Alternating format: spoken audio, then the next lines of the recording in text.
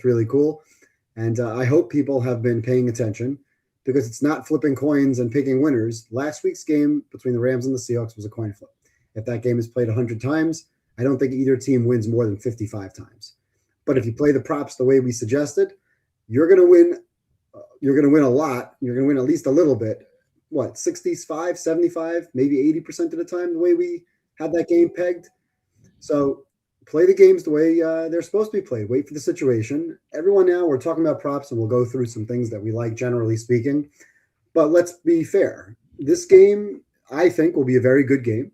And there's a lot of different ways this game can go, whether it be a lower scoring, more ball control type of game. This is not the Chiefs and the Eagles from last year or some of the higher scoring offenses of the past, although they do have very good statistical offenses this season. I think this is going to be a lower scoring game than games that we've predicted in the past. So pay attention to the game script. Right now, to go ahead and start betting props like a crazy person doesn't make a lot of sense to me. I think there's a lot more value in waiting, whether it be for halftime or potentially at least as the game settles in. What was the record with Brady and the Patriots? Did they ever score in the first quarter? I don't think they did. I think Brady's Patriots in the Super Bowl never scored in the first quarter. Yeah. So is that the type of game script we're going to see? Maybe you want to wait to see what starts to happen. Now, of course, the caveat to all this is most people who are going to watch a Super Bowl will get together with friends or family, and they want to sit and watch a game. They don't really want to sit with a computer or a phone out and be live betting. So there, the advice is simply stay disciplined, stay in control, don't go crazy, and just bet within your means, because what we're going to predict here is all assumptions, and that can change 7 minutes, 8 minutes into the game. All that goes out the window. Absolutely. I mean, you talk about it all the time, and I mentioned it as well, how at the beginning of the game, there's really not much going on. It's like almost a fight where between like a boxing match where the guys are just taking jabs at each other at the start, and they're not really going at it until they kind of get a good feel for it. And we see that all the time. And you've recommended in the past betting the first half under because first couple of drives, or first drives for each team at least, generally nothing happens. Obviously, sometimes, you see Rashid Shaheed run back for a touchdown. You can get burned that way. But most of the time, these teams don't do much. Maybe it's a field goal. You can bet the under. And then after the first two drives over, like one for each team, you can bet the over and try to middle it. And that's worked. I know that's worked for you in the past. So, yeah, it's as far as prop betting is concerned, I've only bet the 4 bets in general is like 2 were linked together. So it's really like 3 bets. 1 is an under. So that's not something, we generally look for in a high caliber game like this, unless it's like there's 0 scoring or something. And then 1 is you're going to love the tight end over, of course. And then we had the combined passing yards, which we did in the NFC Championship. The odds on that, or at least the yardage on that, is much less than it was in the NFC Championship, and understandably so, because Drake May hasn't lit up the scoreboard in the playoffs, although he's gone against some really tough defenses. So, yeah, I'm looking forward to getting into this game. The boss is asking, can we look at first touchdown value? Yeah, we can. I don't know where we get the value from. Honestly, I think like you generally get poor numbers there, but maybe something's mispriced. We can look at that. And will we look at next Super Bowl today? We could do that. I mean, we're going to do a deep dive on that after this Super Bowl. But yeah, we can look at the numbers. I'm going to be honest. I did look at the numbers to see if there's anything that stood out, and there were a couple. So we can take a look at that. I don't know if you've taken a look at Super Bowl 61 yet. You've not. Okay. Yeah. So it could be a first look today.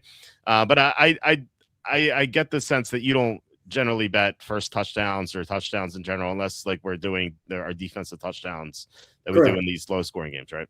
Yeah. I don't think there's really much value because again, if you want to have fun, and the Super Bowl is a great time to sit back and relax and hang out and have some fun, throw some bets out for fun. That's great. I don't really find real value in that. So if you want to do that, that's fine. But if you're thinking from a perspective of value and positive expectation, there's no positive expectation. That's walking up to the roulette wheel and putting a couple of bets, putting a couple of bucks on your number. So that's fun. If you want to go and have a good time and people want to look at the Super Bowl as like going with your friends to a casino where you're just gambling, then great, have a good time. But you're not going to find value in the first touchdown. Like I would think, like off the top of my head, Hunter Henry, Kenneth Walker, but 16 to 1, Hunter Henry. Yeah, so Hunter Henry at 16 to 1 because he's somebody who's a red zone target, right? Mm-hmm. Kenneth Walker, once Seattle gets down into the red zone, you see when they're on the goal line, they're going to run the football. He ran the football on that first drive, on their first touchdown last week, 3 times. So he's a target in the short red zone. So is there value betting Kenneth Walker first touchdown at plus 360? No, not really. No. Hunter Henry, same idea. So to me, you want to have fun? Great. I don't really take those. I don't really find much value in them. I will take you back, as you mentioned, the first half under. Mm. That was a staple of something that I did for a couple of years on primetime games in general. And these are the days prior to having all the prop bets at our fingertips. And I used to like to go in and play like a first half under 23.5 or 24.5 because the first 5 or 6 minutes, nothing happened. Even if there was a nice long drive that ended in a field goal, that first half number essentially is divided by 24 minutes. So every minute of that first half, the line is dropping. But if you look at the quarter by quarter play, the first quarter is usually 10, and the second quarter, let's say 14 or 9.5, 13.5, right? Something in that ballpark. The point is there's a difference between the first quarter scoring and the second quarter scoring. However, with the live lines, there's no differentiation between first and second quarter. It's simply the odds, the line divided by minutes remaining in the half. So you always had better value. What happened now? The books got smart. First half, when this line opened at 46, and now it's down to 45.5 in most places, I believe. I've seen pretty much 45.5 across the board. So when it was 46, the first half opened up 22.5, so slightly below. Now you're at 45.5, and the first half line is 21.5. So there's not a huge value play in the under. I would have liked it a lot more at 23.5, 13-10, than 21.5. Now, again, the premise holds true where you're going to take, if you take under 21.5, there's a very high likelihood, unless Rashid Shaheed returns the opening kick for a touchdown, which, okay, you could bet that and you'll probably get like 150 to 1. But assuming he doesn't get a touchdown or there's no massive play on the first drive and you see a little bit more of a feeling out process, as you mentioned, like a boxing fight, that 21.5 is going to drop to 20.5 and to 19.5 real quick. So if you're sitting with an under 21.5 in your portfolio and you come back with over 19.5, you might get a middle of 20 or 21. But again, the margins are so slim to go into this game with that kind of thought process just doesn't make sense. If you like the under, bet the under. If you don't, then don't. So to play the game of that, I just don't think makes sense right now, especially given how much live action we could take. We could play live by quarter, live by half. I sometimes like to play first half draw, which I usually will take somewhere early to middle of the second quarter. If it's a one-score game or if I see somewhat of a situation where there's maybe a hedge back and I can get like a plus 850 or better on the first half being tied. But I don't do that pregame. I just don't see any value because pregame, you're just guessing. So we can go through a bunch of things that we'll look for. But again, most of the things you're doing pregame right now are assumptions on how you think the game will play out. And then you're betting based on your assumptions. So when we're talking about value, the value is just not there. Yeah, you could do this for multiple sports as well. You talked about that in the NBA. I actually did that tonight. I saw that the Hawks are going to be missing one of their best defensive players. So I thought like Kevin Durant would have a big game, but I didn't bet it pregame. But in the third quarter, I saw that like his number was like kind of low. And so I bet it over and it flew over. It was like, I bet the over 24.5, he landed on 31. Like it wasn't even close. So that's basically like the same sort of deal where you can find the game flow. And like the worst thing you could do is like, if you think Drake May is going to run for a lot and you bet the over 30.5 rushing yards. Well, what if the Patriots score a quick touchdown and he doesn't run? And then maybe they get a defensive touchdown, they get another touchdown, and like he maybe runs once for like 5 yards. They're up 21-0, which they were against Buffalo. Now they did blow that lead, but still, like what if they're up 21-0? Like Drake May's not going to run, and so your over 30.5 is dead pretty much. So right. It's just so beneficial to see how the game flow goes and to bet it at halftime. And the halftime numbers sometimes get screwed up because the team that's ahead, the passing yards and the quarterback are going to be pretty low. Because that's the algorithm. And so what happens is usually the teams keeps throwing in these big games. The teams keeps throwing, they'll go over, or if they fall behind, suddenly like you're golden. Like it's going to be super easy for you to hit the ladder. So yeah, just wait on the game.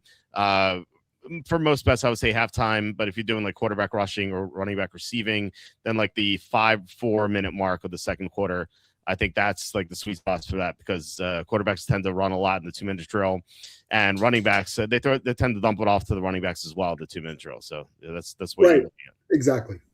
Yeah, those are things you could look at right before halftime in those 2-minute drills. That's exactly right. The quarterback rushing prop, the running back receiving props, things like that. I think though, we very, very briefly spent a few minutes on the games from last Sunday, but I think maybe we can kind of go through some of those games. Yeah. Get your thoughts on some of the things that happened, because I know and what happened last week has kind of moved the lines for how this game opened, based on New England playing in a blizzard. Mm-hmm. And New England really was affected by weather for all three of their playoff games in some capacity. And then, of course, Seattle, this high octane offense, and we'll go through it. But the reality is that game was a coin flip. There were 3 or 4 big time plays, high leverage plays in that game that really just determined that game. So to say, Seattle looks like this greatest team ever, and they're not. And when you go through the box score and you go through the play-by-play and you really understand how that game unfolded, the Rams could have won that game. It's not like Seattle dominated that game. There were, like I said, 3 or 4 plays as we'll go through it that really decided that game. Obviously the muff punt, fumble, that was a game changer. So I just think that both of these games had their ebbs and flows that kind of led to what this line opened at, and maybe we'll finish with where the line opened and kind of what you think the line should be, without kind of spilling too much of the handicap for next week. And then there are a bunch of props that I like to look at that we can discuss later. Generally speaking, that you're not necessarily are not going to be available mid game. The general game props, not the player props. Yeah, sure. So, yeah, I agree. I mean, this could have been, this could have gone the Rams' way. Obviously, the 4th and 4 that they decided to go for it, and they didn't make it. Actually, talked to Andy. Andy was on last night. He said he would have kicked the field goal there. So we disagreed on that one. But I mean, really, like if they convert the 4th and 4, they take the lead, and maybe Seattle kicks a field goal, and then we go to overtime, which would have been continued to be great for our props, because while we hit the Stafford ladder, we didn't hit the Darnold ladder. So hitting that would have been like even more amazing. But yeah, I mean, if Xavier Smith doesn't fall down while trying to field the punt, like the Rams would be down 4 at that point in the third quarter, and they were hot offensively. They started to be, at least. So they could have taken the lead there with that possession, and who knows how that game would have went. So it really could have gone either way. But at the same time, these two teams are, I don't know if I think you would agree with this, these two teams are on a higher level than the two teams in the AFC Championship. So even though this was a coin flip, it was just like two superior teams going against each other, and like either one should be favored by more than a field goal against the Patriots, because the Patriots were, I don't even know if the Patriots are the best team in their conference. So I think we would say the Bills were, maybe the Jaguars. I mean, that game came down to the wire. And then the Bills got screwed in that Broncos game. I really wonder how that Bills Patriots game would have gone. It would have been played in insane conditions, given the snowstorms that we had. Andy and I actually were talking about, like, what would they even have played the game, that Patriots game, if it was either Broncos or if it was Bills or Patriots. They probably would have moved it to like Monday Night Football. Yeah, I agree with that. I thought about that, because we had the storm, and you're talking about public safety with thousands of people going to a crowd, going to a stadium. And I know here in New York, and you in Philly or near Philly, we weren't hit as bad as up in Boston. Mm-hmm. So given that there's a public safety factor, they probably would have moved that game to Monday, which is nuts, but it's probably what would have happened. But did you want to start with the Rams game, or did you want to start with going through some of the Pats Denver game? We could do Rams Seahawks game. I can't make any Okay. Eagles thing. You can't. I mean, like when Woolen lost his mind, got the taunting penalty that changed the game. Seahawks could have had the ball with an 11-point lead going to the fourth quarter. Yeah. That's another play that kind of decided the game. It's just like 4 or 5 plays that really could have swung the game either way. And if like the Rams had the lead, if Xavier Smith doesn't muff the punt, maybe Woolen doesn't. If Woodland doesn't get the taunting penalty, and then suddenly Seattle could take back the lead. Like these are 2 evenly matched teams. I thought, maybe like one is a half a point better than the other. You can argue which one. But yeah, the muff punt was basically erased by the Woolen gap. Yeah, so like I said, and what if the Rams convert the 4th and 4? I think Parkinson dropped the ball earlier in that drive. Like he's usually pretty reliable. Like if he doesn't drop the ball and predictably, he did well against Seattle. Seattle's main defensive weaknesses, or the only defensive weaknesses, against tight ends. So, it could have gone either way. I think that if the Rams had won, I think the reaction to the spread would have been the same. I think that the advanced spread for both Rams versus Patriots and Seahawks versus Patriots 3.5, and I think if the Rams had won, then I think that it would still be like 4.5 or 5. Do you agree with that? Yes, because I think the books have Seattle and the Rams power rated equally, which is why Yeah. Seattle was a -2.5 favorite last week. Because you're going to give them a legitimate 2 points for being at home. They're one of the rare teams in the league that get probably 2 points in the regular season. Even magnified in a playoff atmosphere. So the fact that they were favored by 2.5 for that game means that the Vegas power ratings have them as equal teams. Now, I disagree with that power rating. I think the Rams are the better team, and I think you do as well. I think all season you've had the Rams number 1. Now, outside of some of the high leverage plays, we talk about the muffed punt that led to an immediate touchdown, the Reek Woolen penalty obviously was a very high leverage play, but fundamentally speaking, the real kicker in that game last week was the Rams. It was 2 things. And we talked about this last week. It was the special teams, obviously, which has been a problem all year, starting with the Rams-Eagles game on a blocked field goal for a touchdown for the cover. They've been terrible on special teams all year, including the Rams-Seahawks game in Week 16 that led to the comeback. But the other fatal flaw for this team, as I pointed out for months, is their third down inefficiency. It's just unbelievable how the third downs for this team, and I'm going to go back and look at the overall third downs for them for the season. They're ranked 23rd for the season at 37% on third downs. I don't remember which announcer said it. I think it was last week. It may have been the week before, where it was pointed out that the Rams are very good at getting to third and short. They're a very, very good early down team, either bypassing third downs altogether or getting to third and short. So if they're very good at getting to third and short, why are they 23rd in the league on third downs? Well, they're probably, and I don't have the statistics for it. I can't tell you I have the exact numbers. But I pointed it out and I've seen it so many times. The fact that they're in third and short so often, they're one of the worst teams in the league, worse than number 23, in third and short, 3rd and 1, 2, or 3. And last week they were 1 for 8 on third down. And included in the 1 for 8 on third down was 3 very important plays. The first one was right before halftime.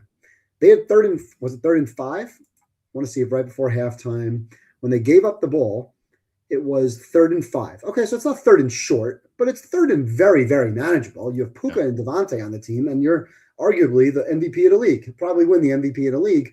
So it's 3rd and 5, and it's right before halftime, and they don't convert. A conversion there doesn't mean they get points. A conversion there means Seattle does not get points. So they go into the locker room at least with a 13-10 lead. The second third down that was a major problem was 3rd and 1. They had a pass to Parkinson who dropped the ball. If you watch that replay, it actually looks like he caught the ball. It's a bad camera angle, and all of a sudden you hear Burkhardt saying, "Oh, and he dropped it," and he drops the ball, and he may be walking into the end zone there, maybe not. Now Stafford got the first down on 4th down on the very next play, on a great play by Stafford, just avoiding getting sacked or taken down behind the line of not behind the line of scrimmage, but behind the line of scrimmage, 3rd and 1, and he was able to pick up that first down. But again, 3rd and 1, they could have had the touchdown on the play before, other than a drop. And then, of course, the last third down was the 3rd and 4 late in the game before the 4th down miss, another 3rd and 4. Just And by the way, I think the problem on that drive was really 2nd and 4, because on 2nd and 4 they ran the ball for 0 yards. That was So stupid. Yeah. the McVay play calling over the last few weeks, the running of the football, and he did this last week in overtime. He comes out in overtime with the ball and he ran the ball 3 times. That's crazy. Yeah. So McVay's play calling hasn't been great, but the third down plays, you talk about high leverage. They've been bad on third down, and they were bad again last week. They were 1 for 8, and then Seattle 7 for 13. So if you look at one number in the game last week, Seattle 7 for 13, Rams 1 for 8. There's your bowl game right there. The Rams' inability to score touchdowns. They weren't in the red zone on the first 2 field goals. They had 2 field goals from like the 26-yard line-ish. So they're in scoring position, but they can't complete the drives. And the Seahawks are converting 3rd and 3 for a touchdown. They picked up a couple of third downs late in the game to basically give the Rams the ball back with 25 seconds remaining. But the third down offense for Seattle and the third down offense for the Rams were the difference in the game. Otherwise, the Rams had 8.3 yards per play. I mean, that's incredible against this crazy 1985 Bears defense, 2000 Ravens defense. The Rams had almost 500 yards of offense. Let's call it what it is. They were just bad on third down. They could not convert third down. And on top of being bad on third down, they had the muff punt, which led to a touchdown. Those back-to-back drives, the drive before halftime and the drive right after halftime, turned a 13-10 lead into a 24-13 deficit that they were never able to crawl out of. Yep. And like I said, if that game is played 100 times, does anybody win that game more than 55 times? I don't think so. And I still think the Rams are slightly the better team. So to answer your initial question, I think the Rams would be a team that I would have deserving of being a 4.5-point favorite. But spoiler alert, I don't think Seattle should be a 4.5-point favorite in this game. So I don't want to go through the matchup for the Super Bowl. Let's save that. But I think the Rams are the better team. And I think that the Rams would be a little bit bigger of a favorite, even if Vegas might make them the same favorite. I still disagree with the fact that last week Seattle was -2.5, and that's why we bet the Rams on the game, except I didn't bet the Rams to win the game. I bet the Rams on the teaser. So we had the Rams getting points, and that was great. And then we had the yards, and we just killed it across the board. So yeah, I got the winner wrong, but we killed the game anyway. Yeah. We had a question here if we're gonna make an eagle. I'm not sure about this. I think we kind of said it was better to do it the way you did, and it still may be the case. Evan called me an idiot for betting the Seahawks. I didn't call him an idiot. In the Super Bowl at +240 instead of taking the +124 to win them last weekend. Apologies. No. And I'm going to explain. No apologies, because you would have won more money. Yeah. You could have bet the Patriots on the money line last week, and you would already be a winner. You'd have money in your pocket. And now you could take that money that's in your pocket, and you could have bet it again at +200. So whatever you won last week, you could have won again more this week. So you would have gotten about +350 instead of +240. And that's what we pointed out last week. So it's not about being right or wrong. It's about getting the proper odds. So if you went into my store and said, hey, I want to buy whatever you're selling, and it's worth $100, but you're willing to pay me $200 for it, you're going to get the same product, but now I'm selling it to you for more money. So it's not about being an idiot, right? Your premise was correct. You like the Patriots, so you bet them now. But if you rolled it over on a progressive parlay, you're going to win more money. And so too, if you're going to potentially lose a bet, you want to mitigate your risk. You want to minimize the amount of money you might lose by getting the correct odds. And that's something in the Super Bowl that people don't take advantage of properly. People will go bet, I want to bet yes overtime. Well, if you're going to bet yes overtime, are you going to get +900 or are you going to get +1200? Because both exist. So the question is, where do you want to bet it? So if you're a $100 bettor and you're going to risk $100 anyway, great. You're going to lose $100 if the game doesn't go to OT. But if it wins, somebody is going to make more than you, and you should be getting more. Or you can simply say, I want to win 1,000. All right, well, go bet less. You don't have to bet $125 to win 1,000. You can bet $90 or whatever the case may be. So you want to shop for the best prices. And if you're not shopping around with different books, whether it's offshore, DraftKings, FanDuel's, whatever it takes, have at least 3 so you can at least look for the better prices. And it's not about being right or wrong. It's about, let me get the better price. I didn't think the Niners were going to beat Seattle, but as soon as that line was 15-1, I played the Niners to win. Why not? Yeah.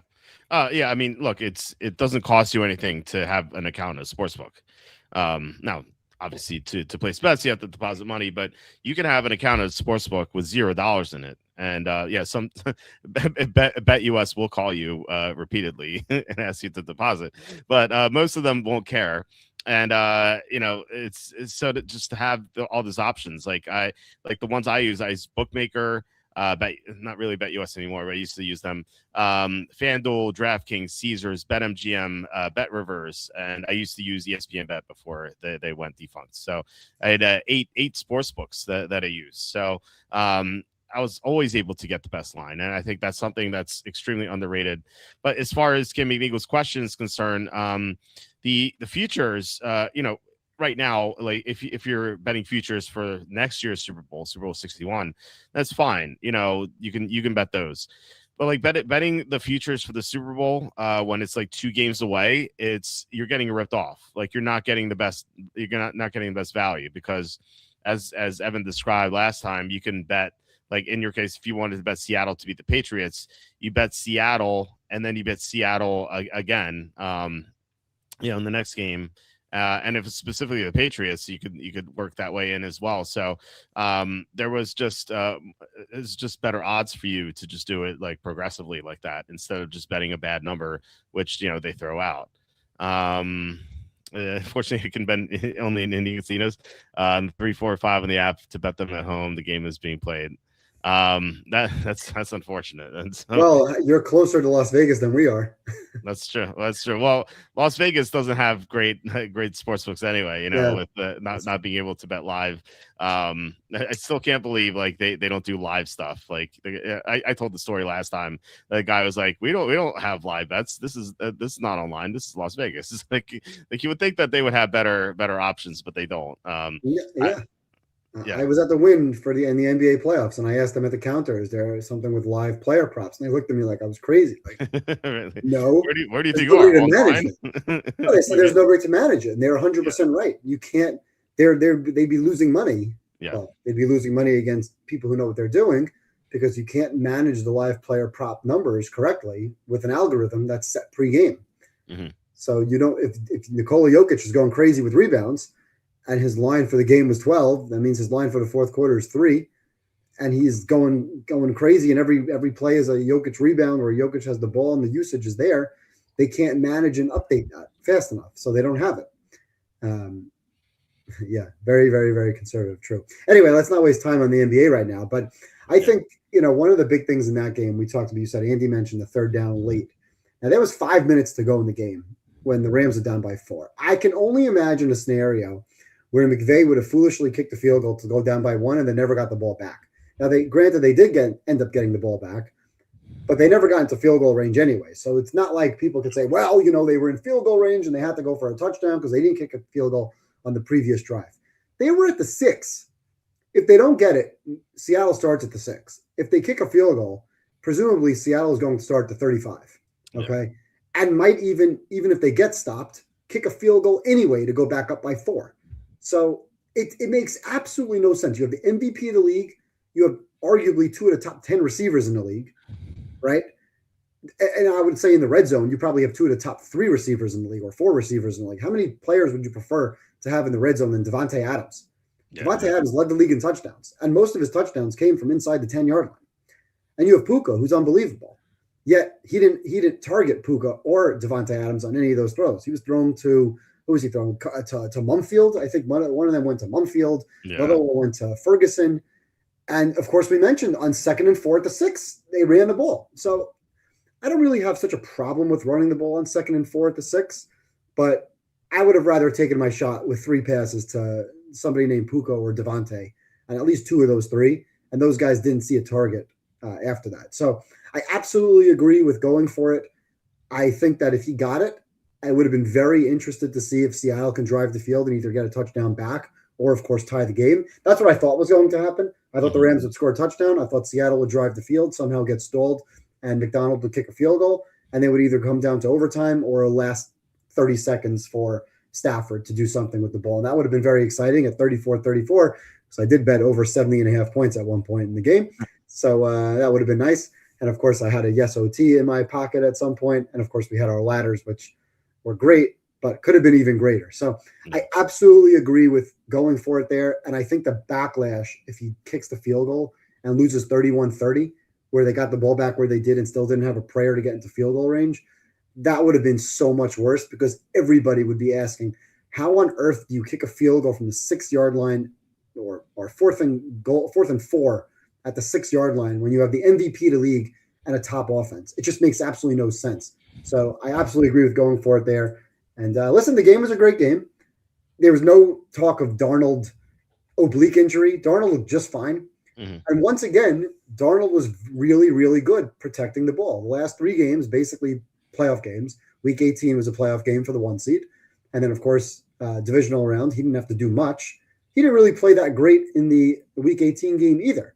It was really about the defense in both of those games. But he played great. He had probably the best game I've ever seen him play. I don't know if that's disputable based on the situation, of course. 346 yards, a completion percentage, 25 for 36, 3 touchdowns, no picks, clean game. Took 3 sacks, and those sacks were not really his fault. Guys were coming untouched, and he didn't turn the ball over. He didn't do what Stroud did, trying to throw the ball into traffic. He didn't do what Stidham did, turning around and putting the ball on the floor when he sensed pressure. So I thought Sam Darnold had a fantastic game, oblique injury or not. And this is why we don't really handicap injuries, because to me, you're out there playing, he's going to play. He's 100%, right? If you're out there, you're 100%. I don't want to talk about, this one, Josh Allen's foot, and Mahomes has got an ankle, Darnold's got an oblique, May has now a shoulder injury, and he's not throwing, and he's limited. Stop it. These guys are playing, they're 100%. We're not gonna handicap any sort of injury into the equation. Yeah, no, Allen was in a walking boot today, but even still, like, he went over his rushing props in that final game against the Broncos. So like it didn't even matter game wise. Although maybe that affected some of the stars. Who knows? I don't know. But no, it was the oblique injury was much ado about nothing. Of course, Seattle covered both games after that oblique injury. Yeah, I agree with you. I think they had to go for it there on 4th and 4. I thought the second down was a wasted down. I told you as soon as that happened, I texted you like that was a wasted down. And then especially with the new rules, like back in the day when you start at the 20, it's fine. But like at the 35, you're basically 2 first downs away from being in field goal range anyway. So it may not have mattered. And we saw the Packers do the same thing in the NFC Championship against the Buccaneers about 5 years ago when they kicked the field goal when they were in the red zone, and they never got the ball back against Tom Brady. So I really thought I thought that I was hoping for the Rams to kick the field goal because they would have covered, and maybe that's their argument. The good teams win, great teams cover, and they would have been a great team. But so do it for the boosters, right? So anyway, it's what it is, and either way, we're going to have an NFC West team, a superior team in the Super Bowl. So here we are. I mean, Seattle. I don't know how. I don't know when you thought you believed in them. I thought that was like something we're going to look at beforehand. Maybe we talked about that a little bit later, but we could talk about the other game before we do that, which was Patriots over Broncos. And this one. So while I agree with you on the going for 4th and 4, I did disagree with you last week or Sunday when we were talking about that field goal when it was 7-0 and the Broncos are driving, and I think they were at the 15, I believe, and it's 4th and 1. So I thought either like if you either sneak it or you kick the field goal. Like they had Stidham throw to RJ Harvey, which is like one of the dumbest things you could do. I thought like kicking a field goal in what was first of all a low scoring game as we thought, and second, they had to have known that some crazy stuff was coming on the radar, and the second half was going to be a disaster, and so like points would be a premium, and I thought that kicking the field goal was the right move. But ultimately, what I said yesterday with Andy was that I don't know if you agree with this, but like as someone who had Broncos plus 3.5 in the second half. In the fourth quarter specifically, like I felt no threat from Denver. Like I thought that if they could have had 5 quarters and they wouldn't have scored. And I know that they had a blocked field goal, but they started at the 35, and they only went 5 yards on that drive. Like they couldn't do anything. Like Stidham could not do anything in those conditions. And I think that's where they missed Bo Nix. Not that Bo Nix is a good passer, but Bo Nix's mobility, like Stidham ran a little bit, but like Bo Nix, I thought would have ran more, and maybe that could have helped Denver out. Who knows? I don't know, but I thought the way that game went, they had Drake May throw just 1 pass in the fourth quarter, because they didn't need to. They just ran the ball. And the Patriots do. They're like, there's no way Denver's scoring. Like, I felt it. I guess they felt it too. Like there's just no threat from them at all.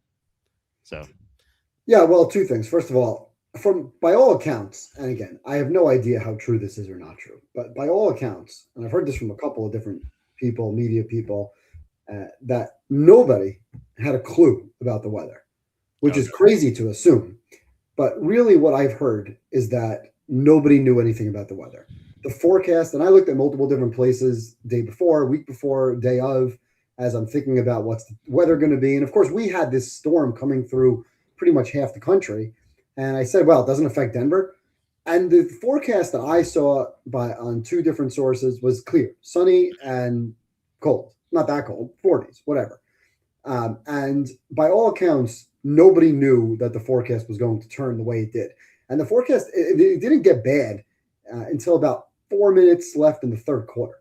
So it's possible that this wasn't on anybody's radar. Now, I kind of find that hard to believe because this is the NFL, and these are billion-dollar organizations that have as much potential information as you could possibly have. Wind, I mean, Belichick, there's stories about Belichick understanding the exact wind blowing miles per hour or whatever. I do find it somewhat hard to believe that Sean Payton had no clue that a storm was brewing. But by all accounts, he didn't. Now, whether he knew or not, to me, is completely irrelevant. At that point in the game, the weather was clear. Denver was moving the ball pretty well. That drive that you referenced was a 43-yard drive, 11 plays, so mostly small, short passes, a couple of 5-yard passes, a 9-yard run, a 3-yard run. The play before was a 5-yard scramble from Stidham. And it's now 4th and 1, and they're running the ball fine, right? They're running the ball fine. I totally disagree with the play call. I think having him throw there made no sense. Either sneak it or run it. It's 4th and 1. It's not 4th and 2 or 4th and 3. And if it were 4th and 3, I guess you could convince me to kick a field goal. 4th and 1, you can't, because the Patriots, you knew it was going to be somewhat low scoring. If they got a first down there, now the only argument that I think you could make against the field goal is it wasn't 4th and 1 from the 1. It was 4th and 1 from the 14, meaning if they get this first down, there's still no guarantee they score. It's a new set of downs. Yes, it's on the 13 or 12 or 10-yard line, but it's not like they're on the 4-yard line or the 2-yard line. So I think there is somewhat of a difference there, because you're not automatically getting this and then getting 7 points. You're getting this, and then your EPA, or call it what you will, is probably 5, right? Let's call it, I don't want to say 50-50, let's say 60-40, that they can maybe get a touchdown there. So maybe that's the argument against going for it. Just take the points when you get them. But if you take the points, you're once again kicking off and presumably putting the ball on the 35-yard line, okay? Which means the Patriots' likelihood of getting that field goal right back is higher. Not high, but higher than starting at the 14. So that's 20 yards. If you get that and you score a touchdown and you get to 14, you really put a stranglehold on the game. Well, let's be fair. If they kicked the field goal and got to 10, to say they were going to win the game, I understand it's a different game. It's a 2-score game. But they still would have needed to score again to win the game.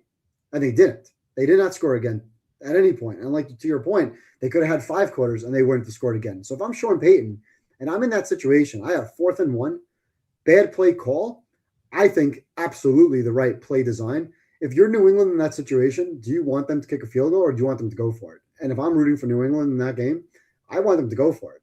I'm sorry, I want them to kick the field goal. I want the ball back. I don't want them going up 14. 14 feels like a pretty big number. 10, not as much. Meanwhile, they stopped New England on the very next drive anyway, and that's the drive where Denver got the ball back, and then Stidham made the error and fumbled. We got our defensive score that didn't count. So I did look over that play, and I was watching, I think it was Chase Daniel, who on Twitter showed that, yes, it was definitely Stidham's fault at the end for losing the ball, but Harvey ran the wrong way. Was it Harvey or McLaughlin? I forget exactly who it was, but he went the wrong way. He was supposed to leak out, and he would have been wide open in the flat for a first down on that 3rd and 4. Instead, he kind of didn't go where he was supposed to go, and then Stidham got flustered and turned and just put the ball on the floor. So obviously you can't do that. You got to throw the ball away. You can't turn the ball over in that situation. But it was kind of a miscue by both players. So even though Denver did not get it, they ended up stopping New England and getting the ball back, which is what your hope is. If you are in a situation where you're going to go for it, you're going to try to get the ball back with good field position. Of course, New England did pick up a first down, and then a big punt pinned Denver back at what they started on their own 17-yard line. So it didn't work out. Like, you're stopping them on the 10 and you're getting the ball back in midfield. But I absolutely agree with going for it. And I don't think it really changed the game because, again, if New England would have gotten the ball and it was 10-0 at the time, I think the game plays out relatively similarly. Really, the fumble on the next possession was the big turning point in that game. And then, of course, it was just sloppy. Once you got into the weather in the third quarter, late third quarter, early fourth quarter, nobody was moving the ball. There was nothing to do. It wasn't about May being bad or Stidham being bad. It was just nobody can throw the ball. Both teams were under 3.5 yards per play. First downs were hard to come by. And it was really just about protecting the ball. Don't turn the ball over and or make a field goal. And nobody can make a field goal. Nobody can make 45-yard field goals in that weather. So I don't think if Denver kicked the field goal earlier, it changes the outcome of the game. You're not going to convince me that it was the right move. And I think New England did what they had to do. They won a low-scoring, ugly game. May didn't have to do too much. But what May did do in that game was use his legs. Again, he used his legs. 10 carries, 65 yards. Should have had more. Obviously, a botched exchange and then a couple of kneel downs. Took away some of our prop. But still pretty good day on Drake May because I had it at 40, 50, and 60. And that was very good. Of course, we didn't get to 70. But I thought May did exactly what he needed to do in that game. Pick up a bunch of first downs with his legs, including the game clincher. Score a touchdown with his legs inside the 10-yard line. Don't turn the ball over. I thought it wasn't an A-plus game, but May did exactly what you needed him to do on the road to win the game against a pretty good, not paper tiger defense, a pretty good defense from Denver. I called them paper tiger. I know. They weren't a paper tiger that day. I think they played very hard for their backup quarterback, kind of like the Eagles did with Nick Foles. So I thought they played, their defense actually played well for the first time in a while. I hadn't seen their defense play well in a long time because, not counting the game against the Charger backups, but when they had to go against the Bills scored 30 points in regulation. When they had to go against Jacksonville threw all over them. When they go against Packers scored 26 points in 3 quarters and then didn't do anything after that because Christian Watson and Zach Tom got hurt. So I was never a fan of Denver. I thought the Patriots, even though I liked the plus 3.5, I thought they should have done more. I thought. Before the weather got bad. Now, when the weather got bad, then they couldn't do anything.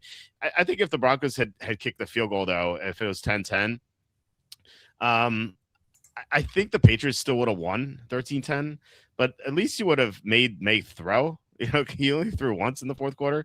Like, maybe he throws more and maybe he makes a mistake. Maybe he takes a strip sack fumble. Like, who knows? And I don't know. Maybe the Broncos win flukily 12-10 or 13-10. I don't know.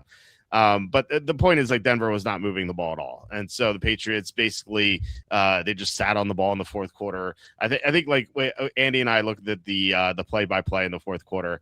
It was funny. It's like Stevenson run, punt. Stevenson run, May run, punt. Stevenson run, May throw, incomplete, punt. Stevenson run, kneel down. I think that's how it went. It's just like they just like did not do anything. They did not have to do anything, exactly. And they knew it. They really knew it. Yeah. So I would add on to that, and they knew it because they have one of the best situational coaches in the league, who is mentored. Maybe that's a bad word because Vrabel was a player for Belichick, but he was on those Belichick teams.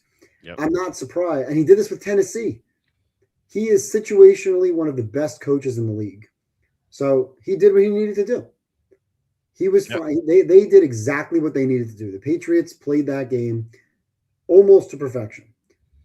Stidham, don't turn the ball over, punt, you're going to be just fine. And if they had to do something, maybe they would have. I don't believe that it was the wrong move. I think if Denver gets the first down and potentially gets a touchdown, at 14-0, that's a very big difference than 10-0.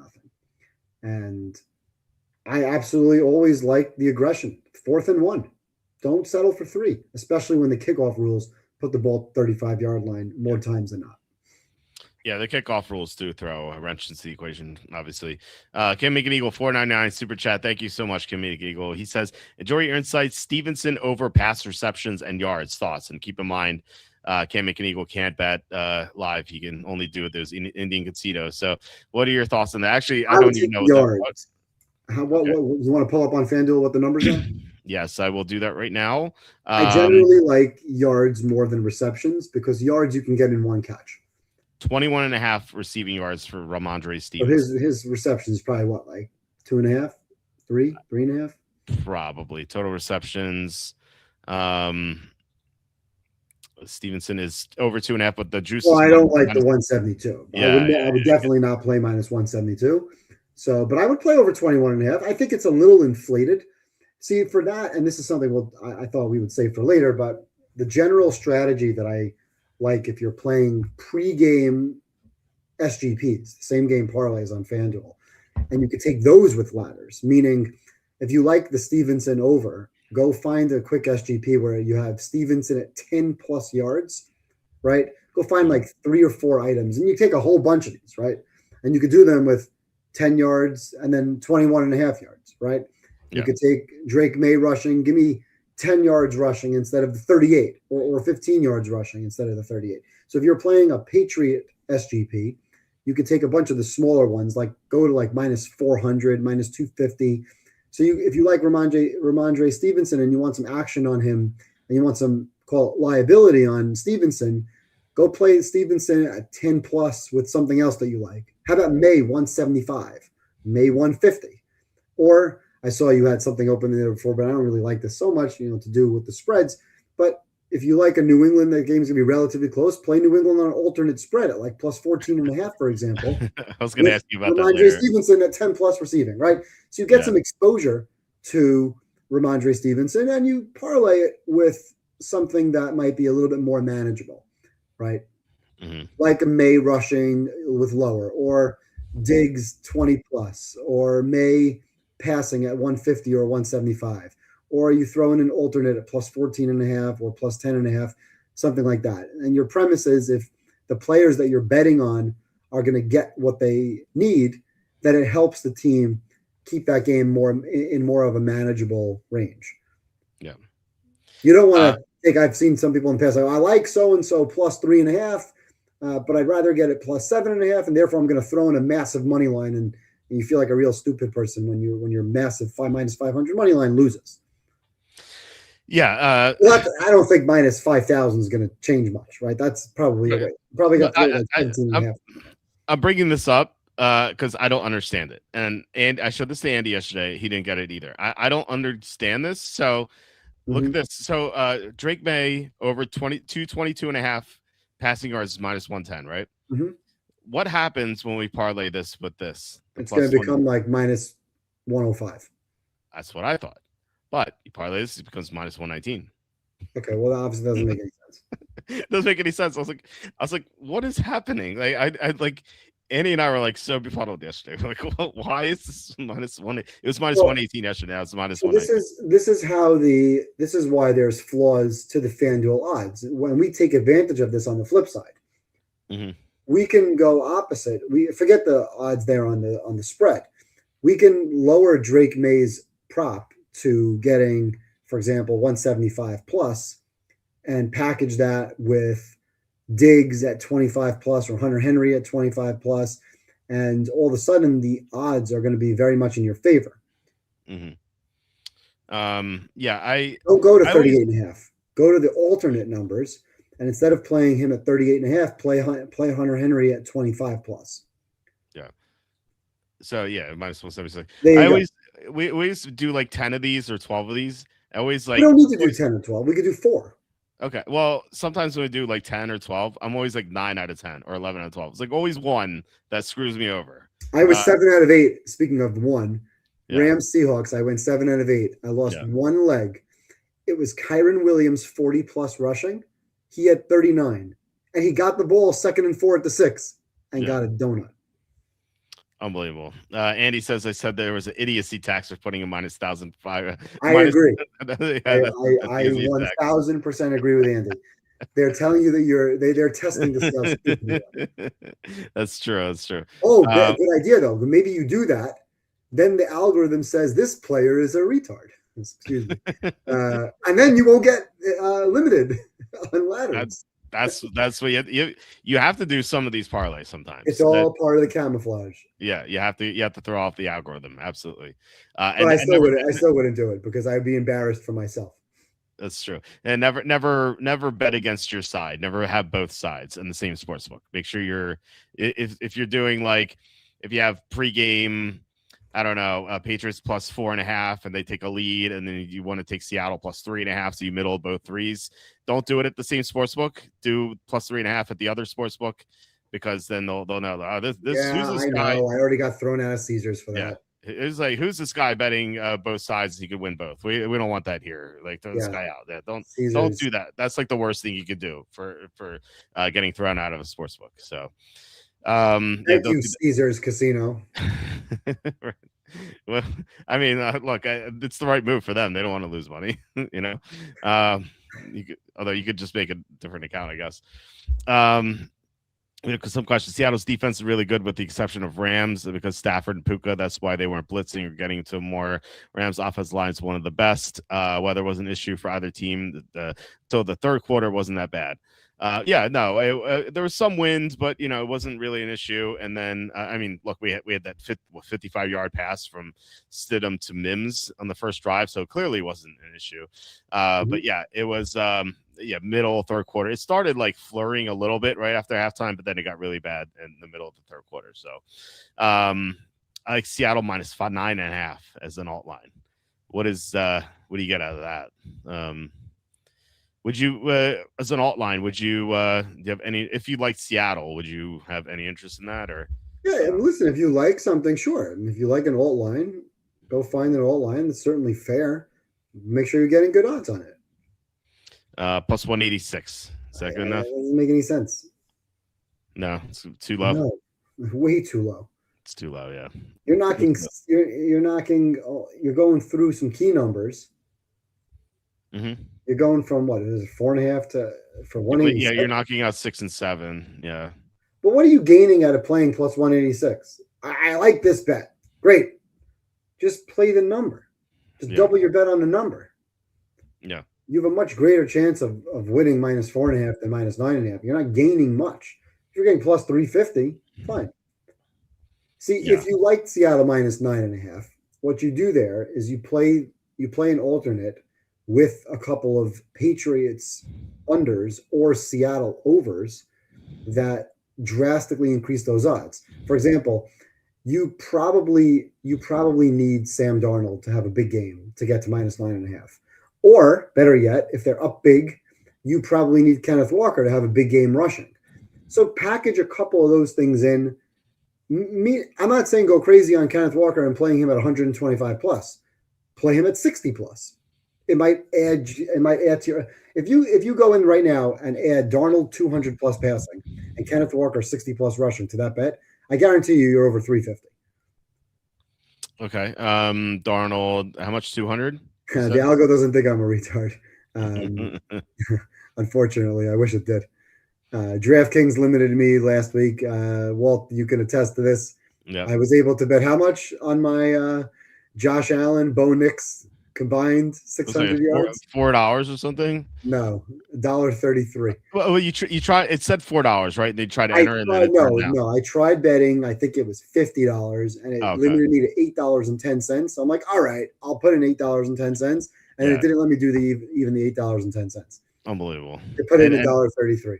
And it may not have let you do the $1.33 either. I didn't even try, but I did put in for $1.33. I did put in the $8.10, and it didn't work.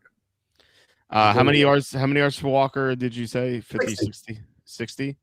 So yeah, you get to plus 362 there. I don't know if this is noticeable on the account there.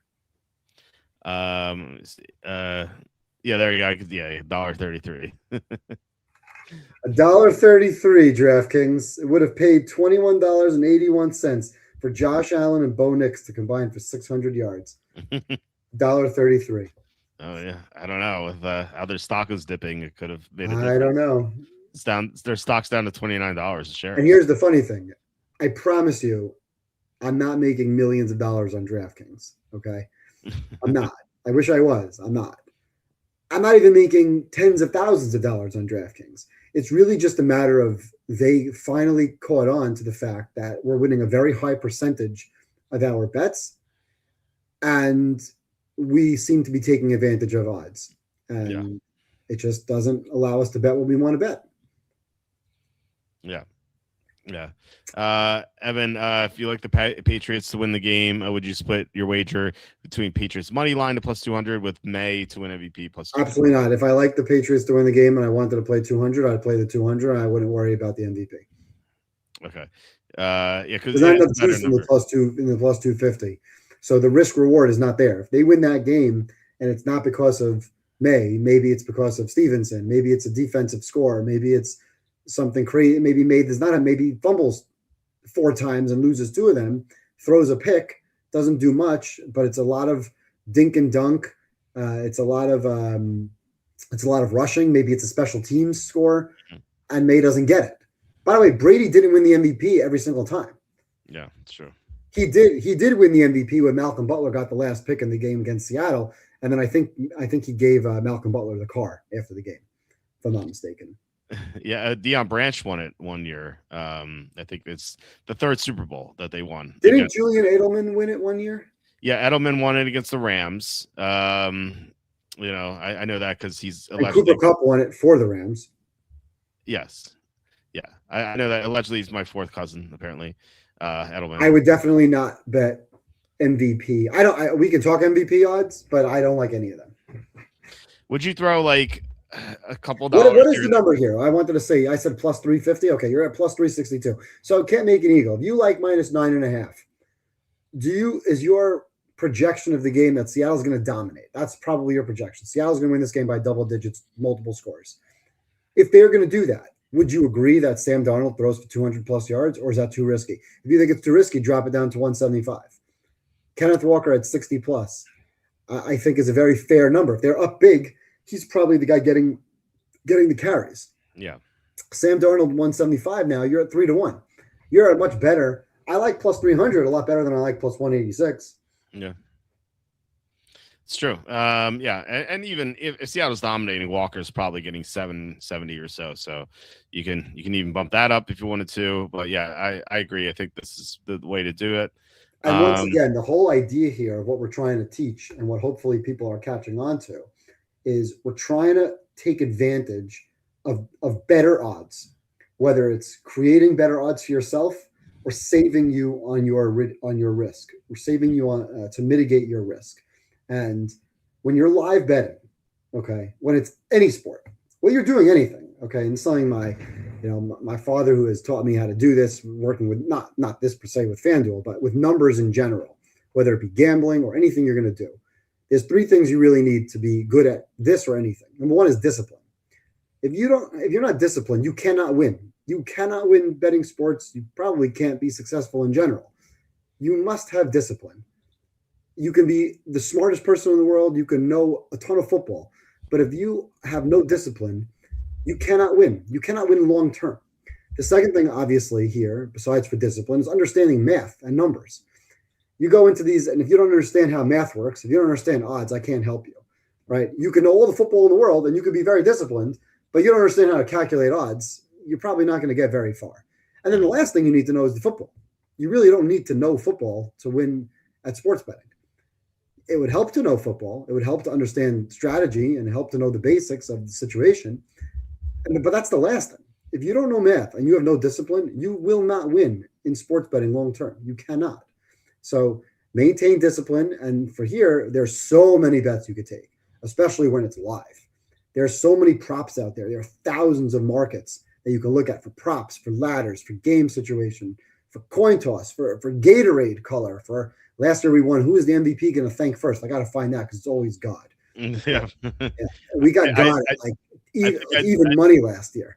I think I noticed. I think Darnold thanked God after. Everybody thanks God after. Or May did. May was the one. May was the one to thank God after the AFC Championship.